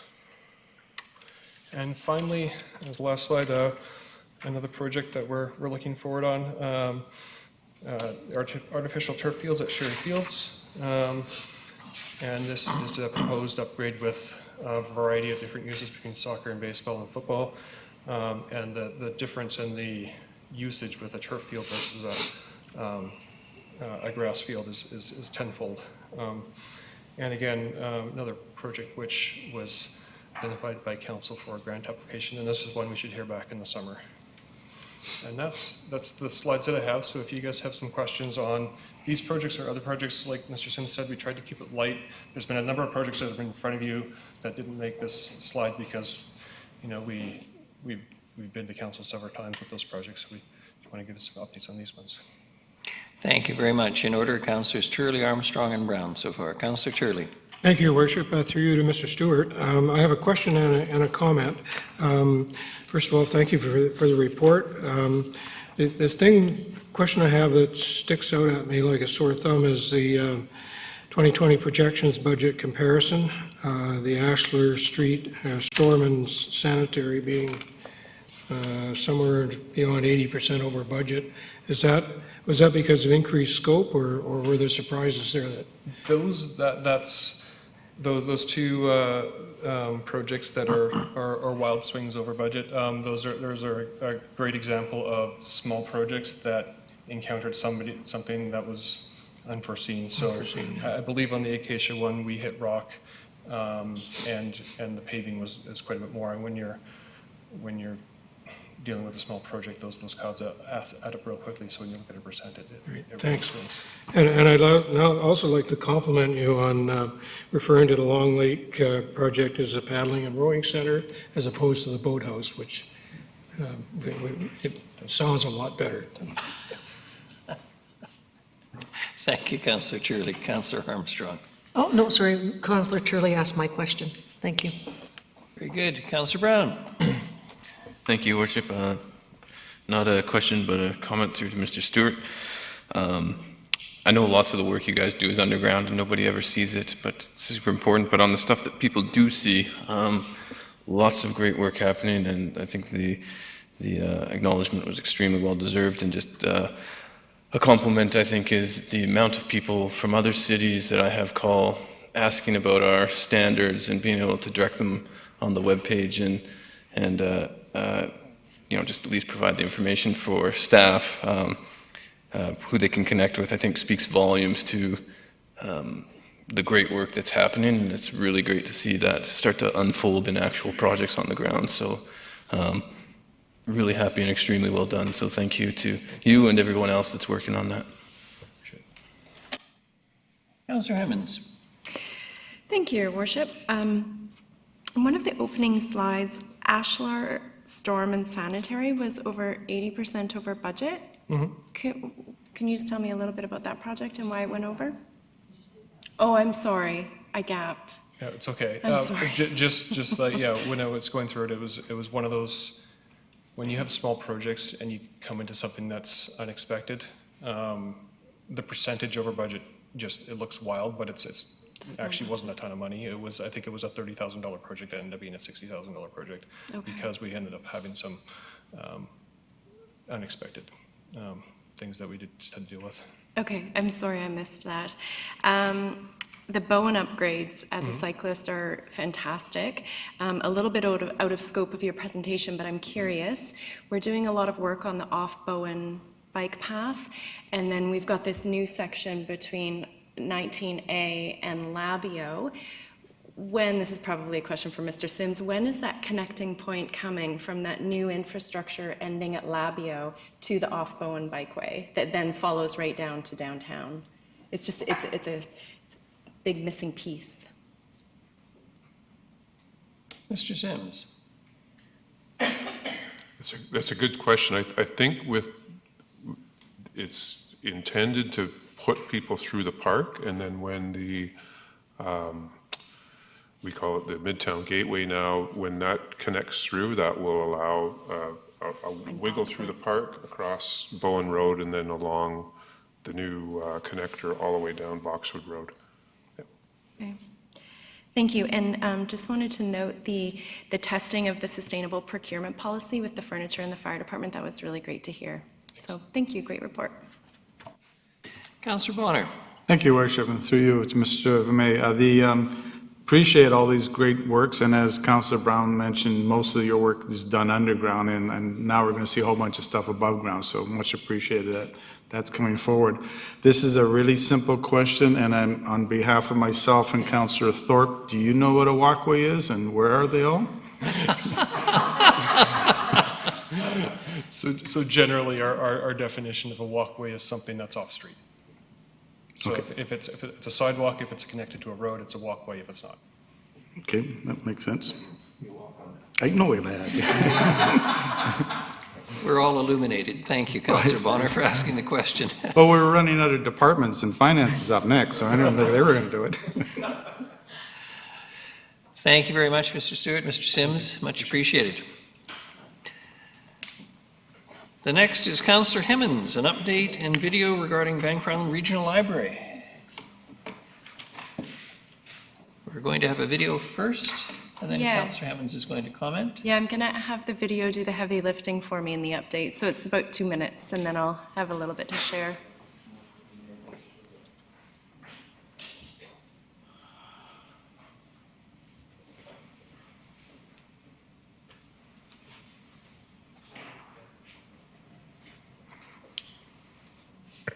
Will there be popcorn?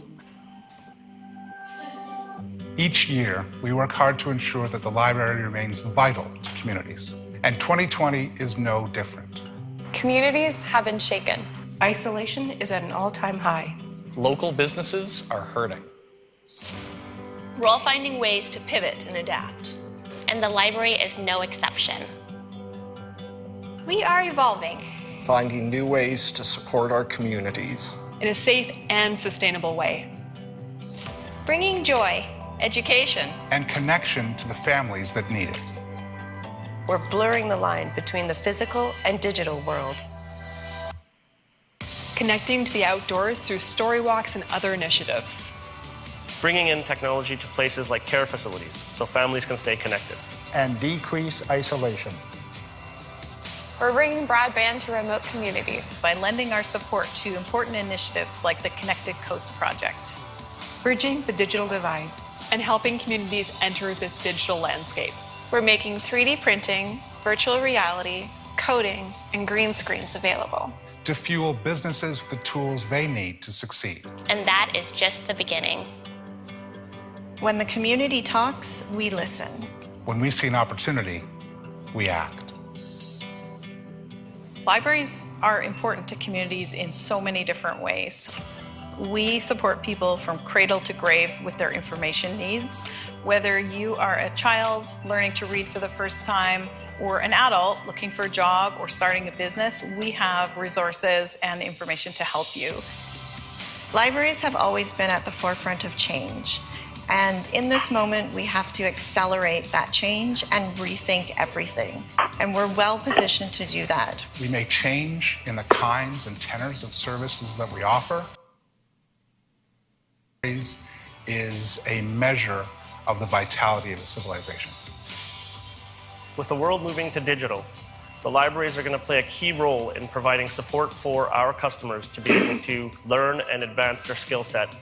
So whether you're someone who accesses that service online using your library card through our website, or whether you're someone who wants to physically come to the library, we're offering a service to help you.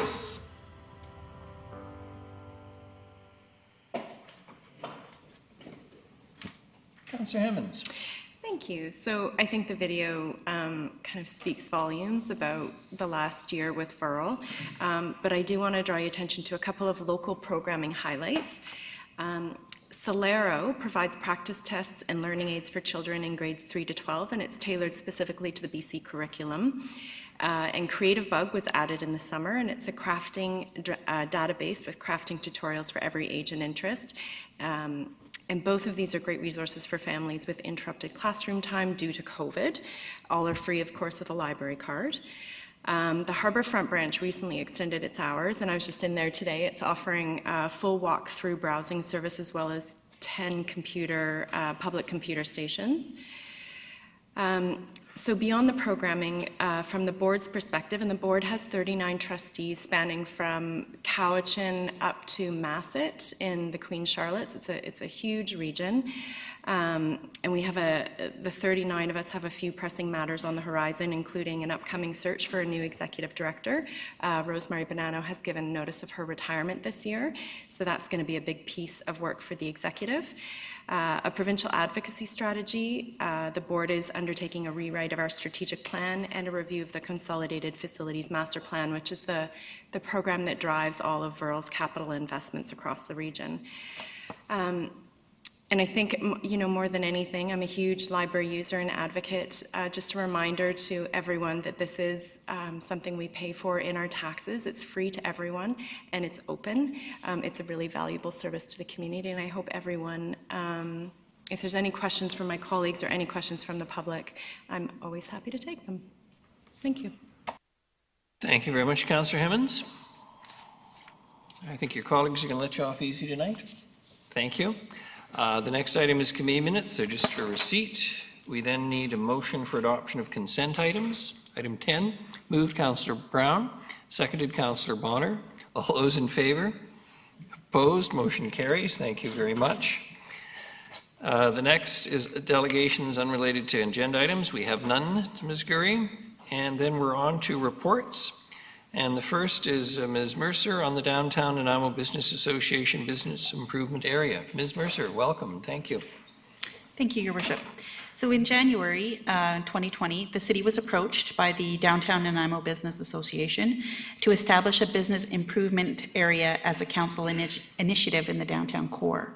So staff worked with the organization to create a map of the area and to bring it to council. And that's what we did at the November 18th, 2020 Finance and Audit Committee, where a motion was made to direct staff to work with the Downtown Association to create this BIA for a 5-year term and undertake it as a council initiative as a petition against.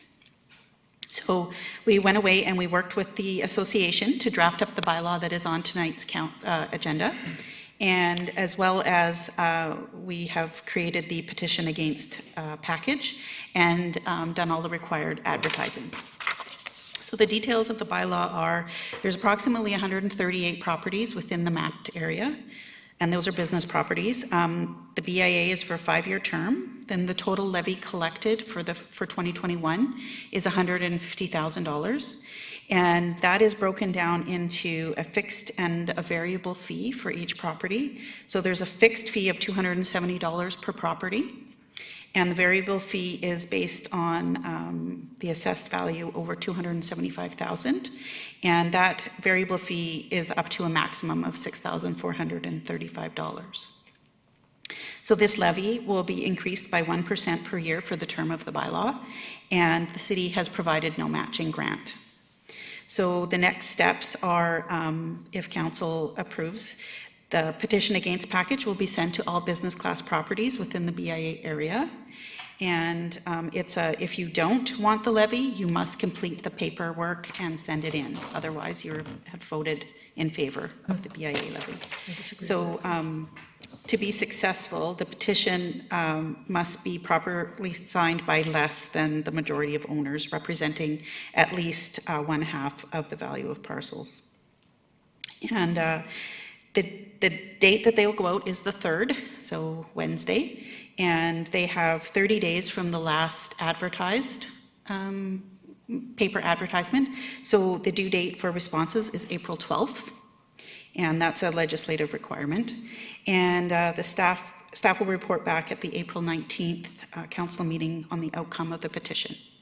At that time, it'll be incorporated, if it's approved, it'll be incorporated into the financial plan. That'll be up for first 3 readings the following week. So I'll be happy to answer any questions if you have any. Thank you very much, Ms. Mercer. Councillor Armstrong? 2 questions. The first one is,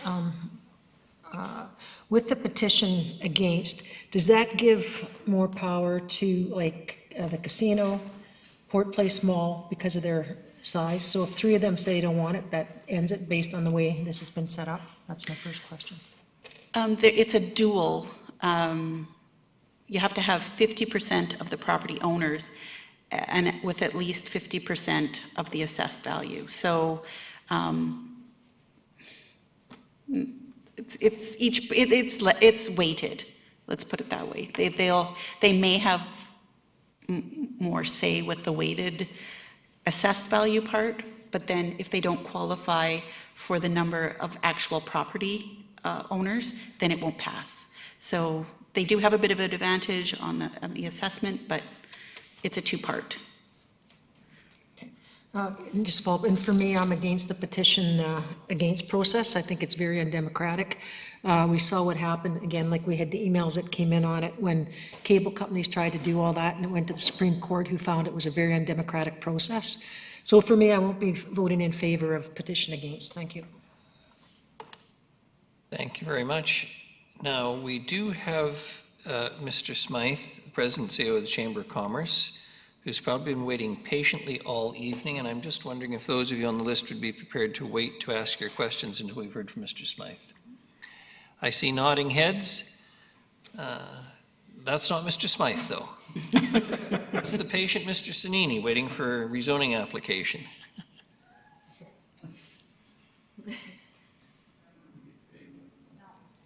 I'm looking for Mr. Smythe.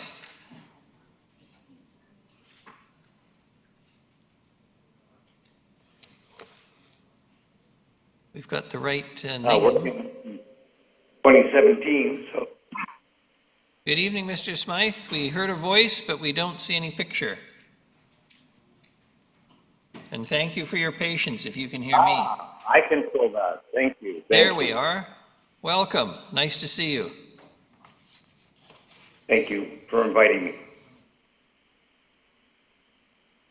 So what questions can I answer? Well, questions to Mr. Smythe. I'm going to ask a question if nobody else does right off the bat.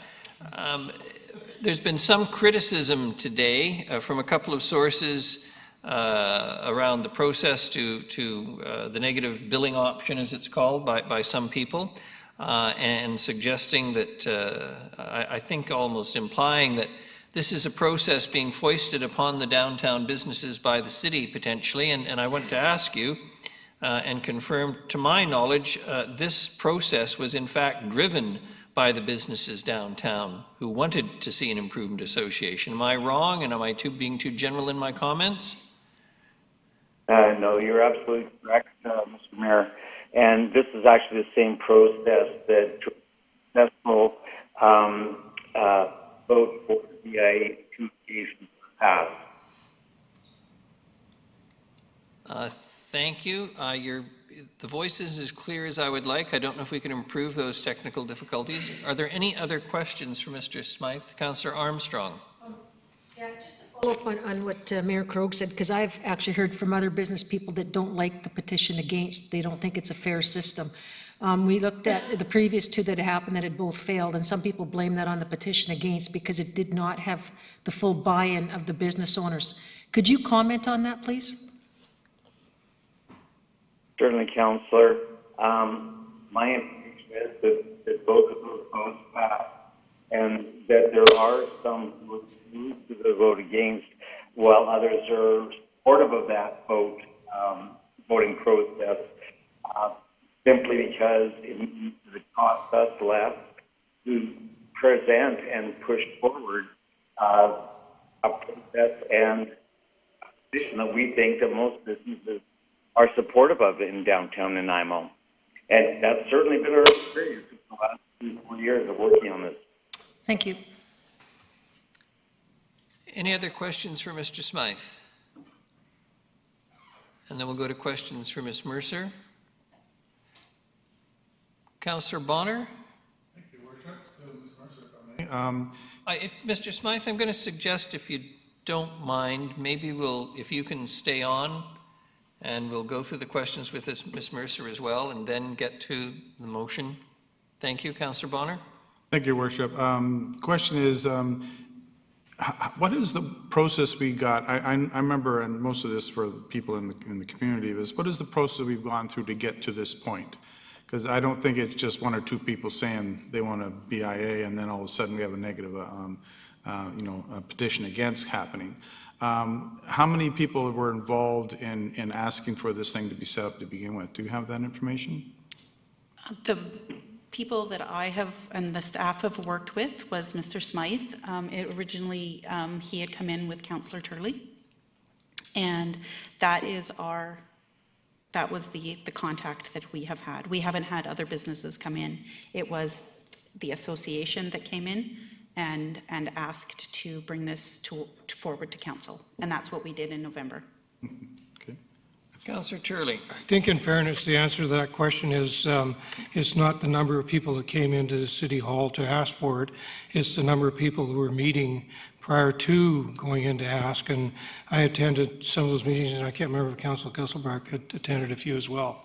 But I recall, and this is of course prior to COVID, that there was several meetings where there, and Kim, you can correct me if I'm wrong, in excess of 20 businesses represented there, which is a fairly sizable portion of the number of businesses in this specific area that we're looking at. So I don't think it's a fair statement to say that there was only a few in favor and the vast majority were opposed. That's not the case at all.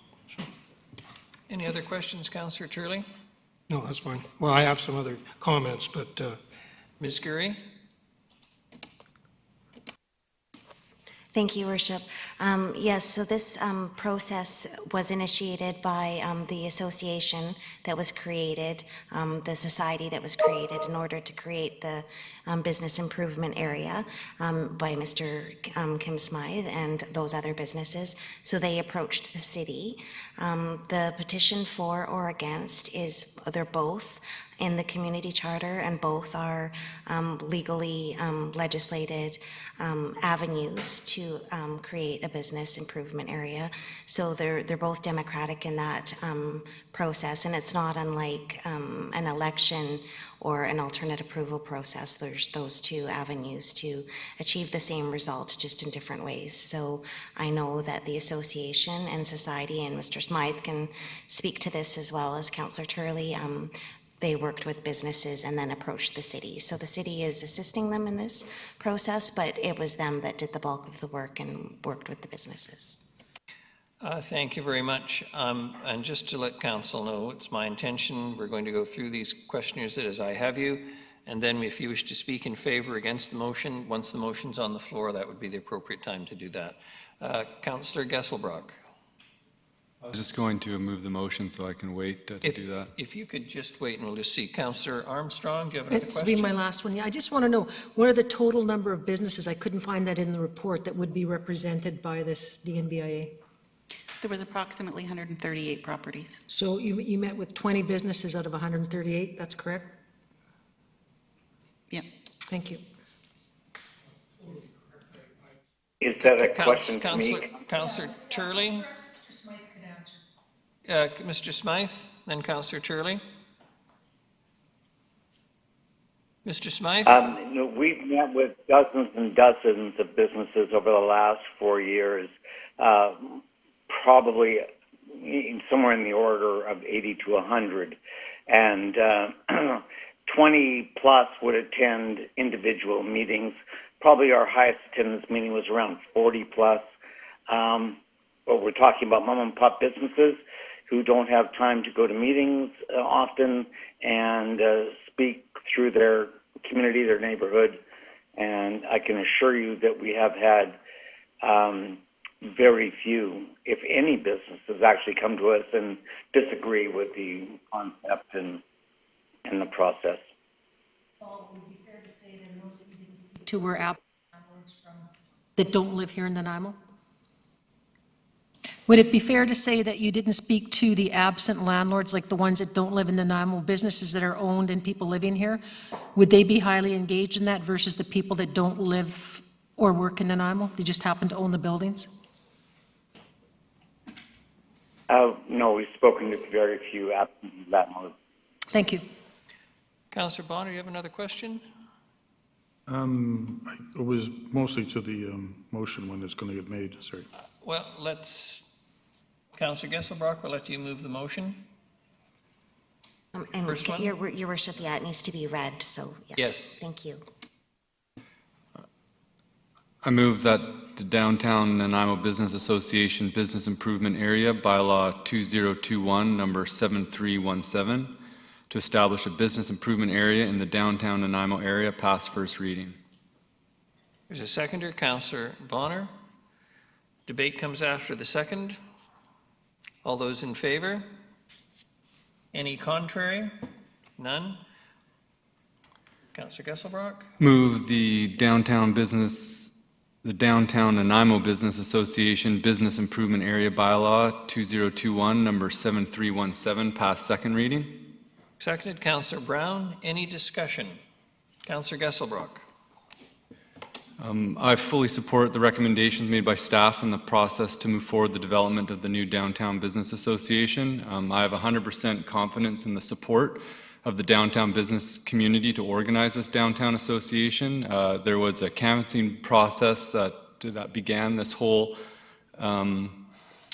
development in the summer of 2019, and then that led to a series of well-attended meetings, and I commend the work of Councillor Turley attending those and supporting the businesses. And from that, a steering group was developed that led to the contact with the city, and that's moved us to the next step.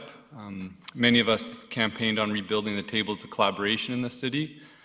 The proposed merchant-led Downtown Business Association is a collaborative table that will allow us to better harness the resources needed to realize the vibrant downtown that we all want.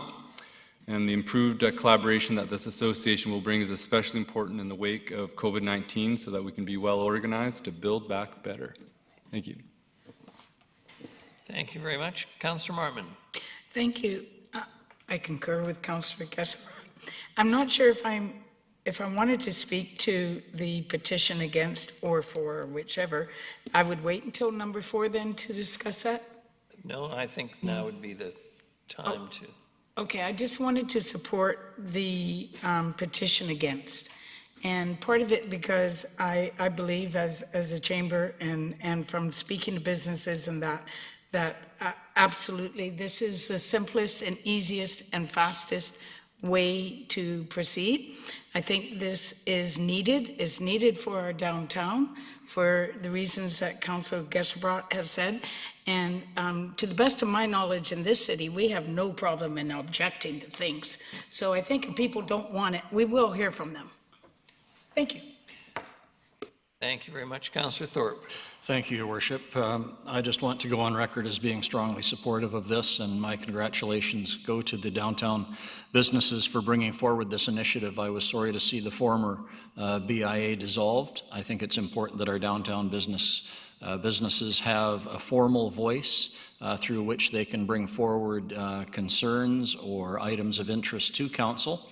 And the petition against might not be my favorite thing, but it's democratic and I have no problem with it. It's been used other times and other places.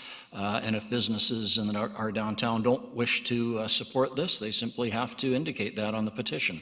I am confident that this will go through and bring benefit to our downtown. So again, I'm strongly supportive. And the only other thing I'll add, Your Worship, that I hope viewers are aware is that there is no financial commitment by the City of Nanaimo in terms of grants to this potential organization. We're simply facilitating their getting organized. So it's no matching grants. We're not on the hook for any finances. And Ms. Mercer is nodding in agreement happily, so I just wanted to make that point. Thank you. Well said, Councillor Thorpe. Thank you very much. Councillor Turley. Thank you, Your Worship. Just several comments. First of all, to concur with what Councillor Gesselbrock said, we spent I don't know how many days tromping up and down Commercial Street over to Port Place and in the streets in and around the particular boundary area, speaking to business people. And I don't recall, I may have talked to one that was kind of iffy on it. The rest of them were very supportive. And I think we have to remember that this is a self-tax on commercial property owners who turn around, in most cases where there's a triple net lease agreement, that gets passed on to the business owners or operators. So, you know, the people who own property in downtown Nanaimo, commercial property, that don't live in Nanaimo, really it's, the benefit for them is that with a vibrant downtown, they're going to have a tenant. The downside is if it's not a vibrant economy or downtown, they're going to be having empty buildings. And the challenge I saw at the time when we were going through this process was that virtually all the storefronts in downtown area of Nanaimo were occupied back in the summer of 2019. And you know, so if this had been happening then, yes, it probably could have been some property owners from outside the city that perhaps didn't think it was a good idea. However, today there are empty storefronts there, and I think the timing of it is very appropriate. The challenge with the for and against petitioning, it's provincial legislation that has set this for municipalities to allow to work with commercial property areas to develop the BIA. There's only two options, and they both are relied on a percentage, 50% plus, of the actual number of properties, not the number of properties that submit a vote. And that's a key difference, in my opinion, because if you have a petition for and 60% can't be bothered sending in their vote, it'll never pass. So the option is incumbent upon the property owners who may not agree with the tax, or self-tax, for them to actually get out and submit the ballot. And I think that's pretty much, oh, there was a question earlier about why the boundaries were selected as they were. And it's important to recognize that the Old City Quarter has a BIA, and that extends to along the west side of Wallace Street and dips down a little bit between, I think it's Fitzwilliam and Campbell. And so, excuse me, to the east of that is part of the new BIA. And then the Victoria Crescent area have their own association, and it was a little uncertain at the time when we were going through this as to whether they wanted to be involved or not. I think it's important to have this process developed and establish it as a viable way of renewing downtown, and at that time would be the time to consider expanding the boundaries as opposed to, in other words, let's start small and doable before we try to take on too much. Thank you. Thank you very much, Councillor Bonner. Thank you, Worship. I'm very much in support of the motion and the forming of a BIA down in our downtown. I was very unhappy when the last one was disbanded, and I certainly didn't like the way it was done. So I'm glad to see this coming forward. And I'm also in favor of the petition against. And A 1% tax increase over 5 years per annum is no insignificant amount of money, especially for commercial properties. So I would think that anyone who didn't want to pay this tax would put their name on a piece of paper and send it in. So I think this will be a fairly democratic view of this whole thing, and I look forward to, in the event that it is successful, a new BIA doing great things that the last one was doing. Thank you. Councillor Armstrong? Thank you. I am very strong supportive of a DNBA. I just don't really like the format. I don't care for it. However, having heard Mr. Smythe and the rest of the councillors, I will be voting for it just because I think it's important to have a unanimous vote. And the other owners that don't like it, they do have the option to do that, and they should be doing that. It's just a process thing for me. But I do recall just the great work that was done previously by the DNBIA. I mean, we had a thriving downtown markets going on. We had that great big barbecue bake-off, there was just so many great events that the DNBIA did. So I would like to make it unanimous, so I will go in support of this. Thank you very much. Councillor Turley. Sorry to be monopolizing. I just wanted to correct something that Councillor Bonner said.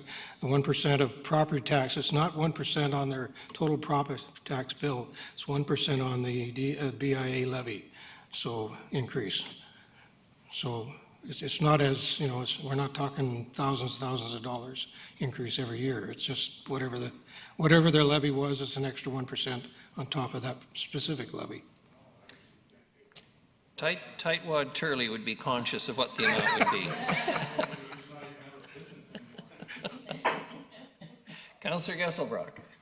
Thank you, Worship. I just wanted to acknowledge that there's some great downtown local merchants that are on the steering committee, and I really would like to thank for their volunteerism in getting this off the ground. And a big thank you to Kim Smythe and the Chamber that have stepped up and helped get this initiative to this point. A lot of the downtown merchants are extremely busy or running a business and don't often have the time to do all the little details necessary to get something like this off the ground. So I appreciate the support of the Chamber for the downtown businesses, and I'm looking forward to see this get off the ground. Thank you.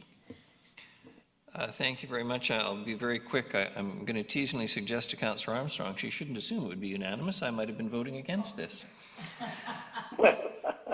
Let me just say that if your own self-interest doesn't encourage you, then surely common sense will.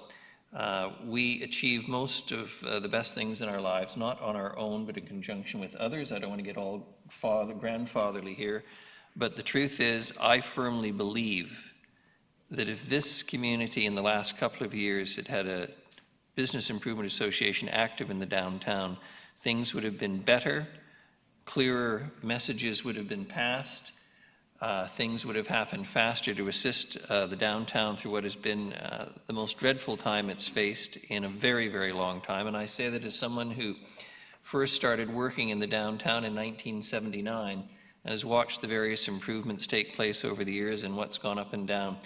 So this is a very positive step. I want to express, as has Councillor Gesselbrock, my gratitude to all those business people downtown and property owners, to Mr. Smythe, to Councillors Turley, Gesselbrock, Martman, anyone who participated in this process. This is a very positive and important step forward for the city. Seeing that I haven't encouraged anyone else to say anything, second reading, all those in favor? Any opposed? None. Motion carries. Councillor Gesselbrock. I move the Downtown Nanaimo Business Association Business Improvement Area Bylaw 2021, number 7317, pass third reading. Seconded, Councillor Thorpe. All those in favor? Any opposed? None. Motion carries. Councillor Gesselbrock. Move to direct staff to proceed with the notice of intention to conduct a local area service on a council initiative subject to a petition against process. And Ms. Gurry, you can do it both. Yeah, you can do both 4 and 5 together. That would be. And direct staff to carry out the petition against process. Seconded, Councillor Bonner. All those in favor? Any opposed? None. Motion carries. Thank you very much, everyone. Ms. Gurry, Ms. Mercer, thank you for your attendance tonight. Ms. Gurry, I note the time. I note what's left on the agenda isn't long. I'm in council's hands. Do you just want to push on? Councillor Armstrong? Yes. Mr. Sanini is similar in age to me. We don't like to waste any minutes of our remaining lifetime by waiting. So, Mr. Sanini, we're going to carry on. If you'll just give us a minute, I believe you can hear us. Let Mr. Lindsay introduce rezoning application number RA 459-2345 and 2355 Kenworth Road, please. Thank you, Your Worship. We just have the one development application on your agenda this evening, and I am going to turn it over to Mr. Holm just to briefly introduce this item. Mr. Holm, nice to see you again. Thank you, Your Worship and Council, and I'll try to be brief and not keep Mr. Sanini waiting, waste any more of his precious time, as you mentioned. So this is, if you could bring up attachment A, that'd be helpful just to locate the property. This is a property that's formerly the Medill site, and it's obviously at the corner of Labio and Kenworth Road, a new extension of Kenworth through to Bowen Road.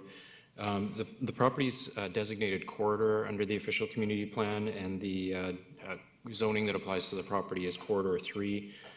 It's in an area that's currently being developed as a number of automobile dealerships across the road, as well as additional properties that are yet to come in for development.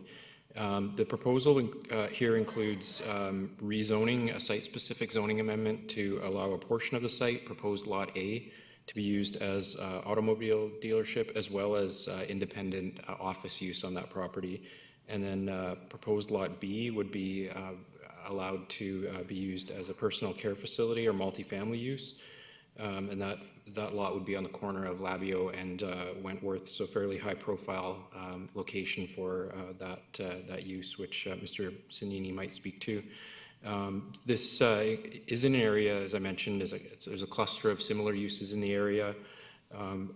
This includes, the zoning actually retains the mixture of uses that are supported in the corridor zone, including auto sales, independent office, personal care, and multifamily uses would be retained for those sites.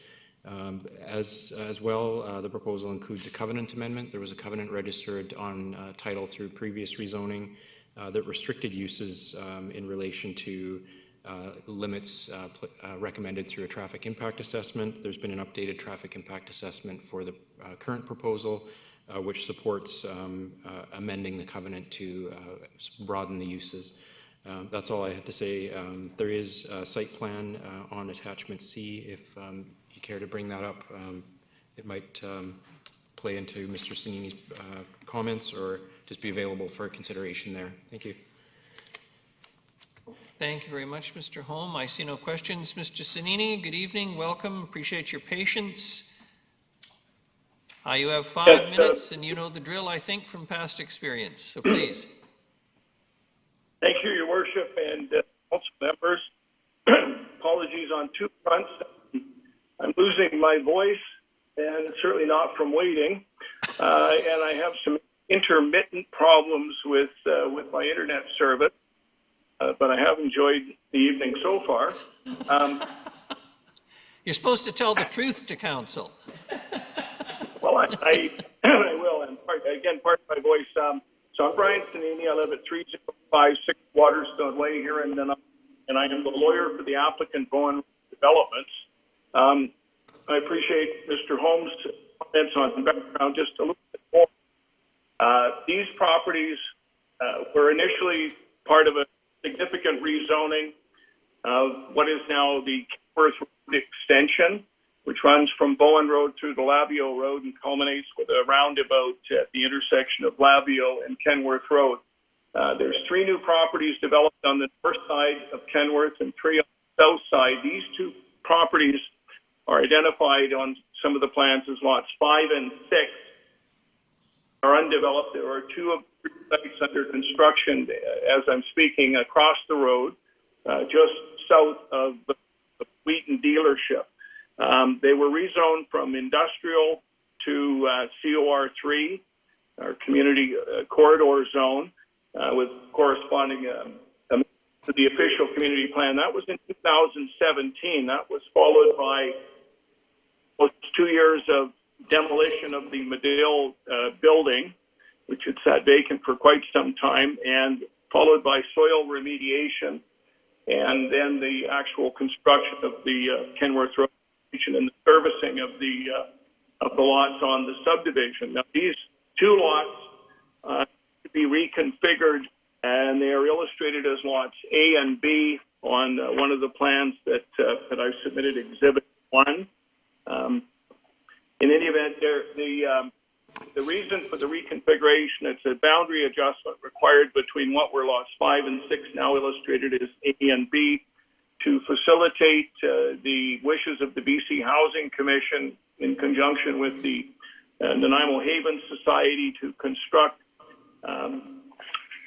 facilities to expand on their, and I call them emergency services, they call them their transition house now, which is located with their community service building at the corner of Labio and Bowen Road. And this site is significantly conveniently located for them, and they have very keen interest in advancing a sale of this reconfigured property to the BC Housing Commission so they can pursue an expansion to their transition house, and importantly to provide longer-term facilities for mothers and children in distress in our community. And I spoke to just out of interest, I spoke with the director today, Tony Wheeler. I have spoken to her in the past, but I reconfirmed that they are keenly interested in this site. They are thrilled that it's available, and if we can accommodate some changes in expand the permitted uses to include personal care facilities and some additional office use. Their plan is to construct a 4-story building on the site. The main level would be administrative and office and personal care. The next level would be emergency services, as I call it, and on the 3rd and 4th floors, 30 long-term housing unit apartments for women and children in distress. 1 minute, Mr. The other Sanini. property. Thank you, Your Worship. And the other property, again, of great significance, certainly to the Wheaton family has secured the Hyundai dealership. It has to relocate from its location on Wellington Road, and we're looking for a site-specific rezone for what will be Lot A to accommodate hopefully the new facility. We have got a lease extension on the road site, but that is coming to an end. So just looking for support moving forward, first and second reading. Any questions, I'm happy to answer. Thank you very much. Under 5, I'm seeing no hands up for questions. Councillor Gesselbrock.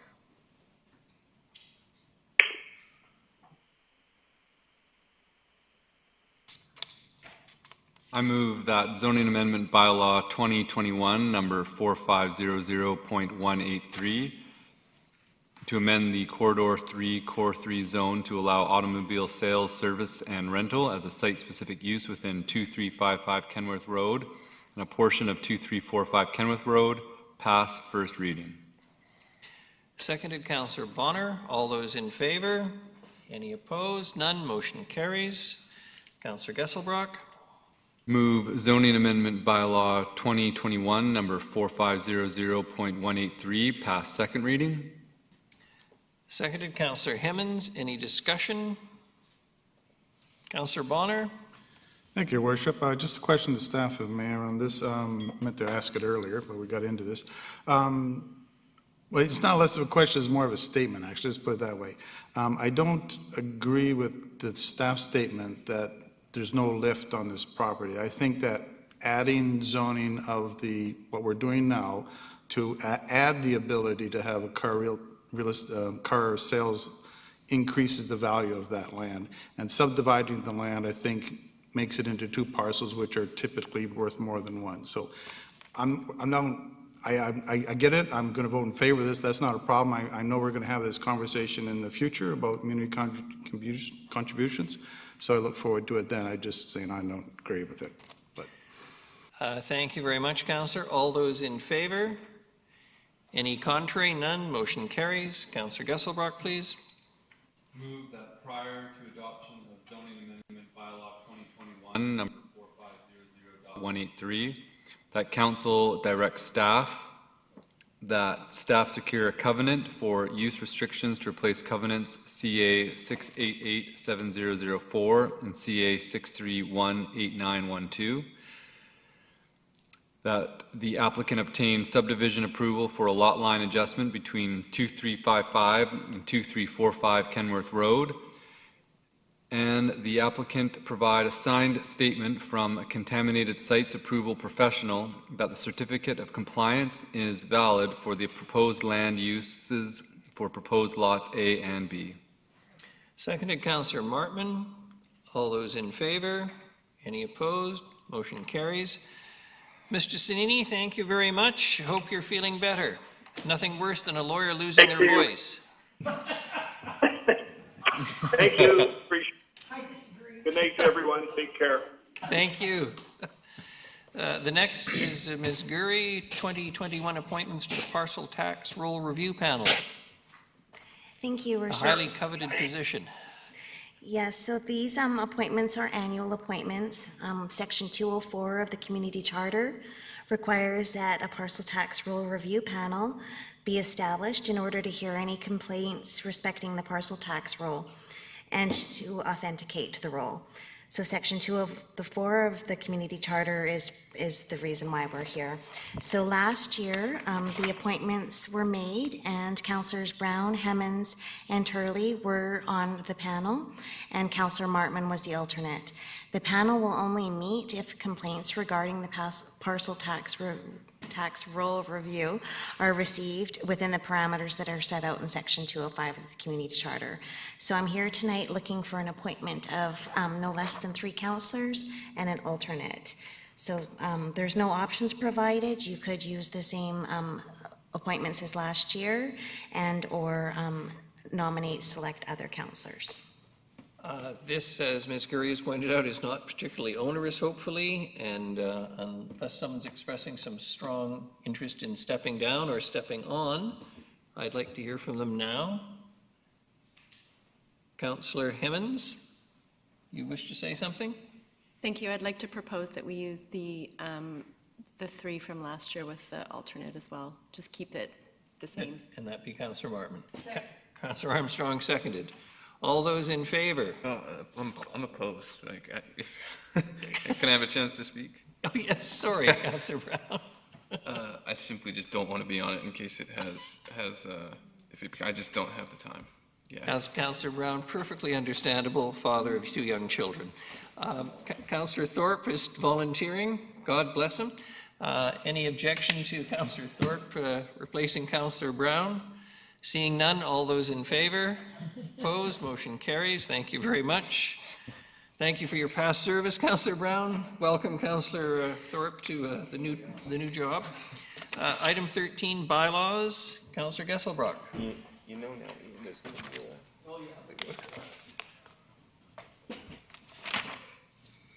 Financial Amendment Bylaw 2021 number 7307.02.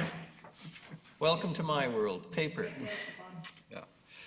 Move that the Financial Plan Amendment Bylaw 2021 number 7307.02 to amend the 2020-2024 Financial Plan be adopted. Seconded, Councillor Hemmons. All those in favor? Any contrary? None. Motion carries. The next is Housing Agreement Bylaw 2021 number 7322. Councillor Gesselbrock. Move that Housing Amendment Bylaw 2021 number 7322 to secure unit affordability be adopted. Seconded, Councillor Hemmons. All those in favor? Any opposed? Motion carries. Thank you very much. We have no notices of motion. Under other business, there's correspondence from the Office of the Ombudsperson, simply to be received. Motion to adjourn. Motion to adjourn. Councillor Armstrong, knew I could rely on you. Seconded, Councillor Hemmons. All those in favor? Motion carries. Thank you very much, Council, for working through the break.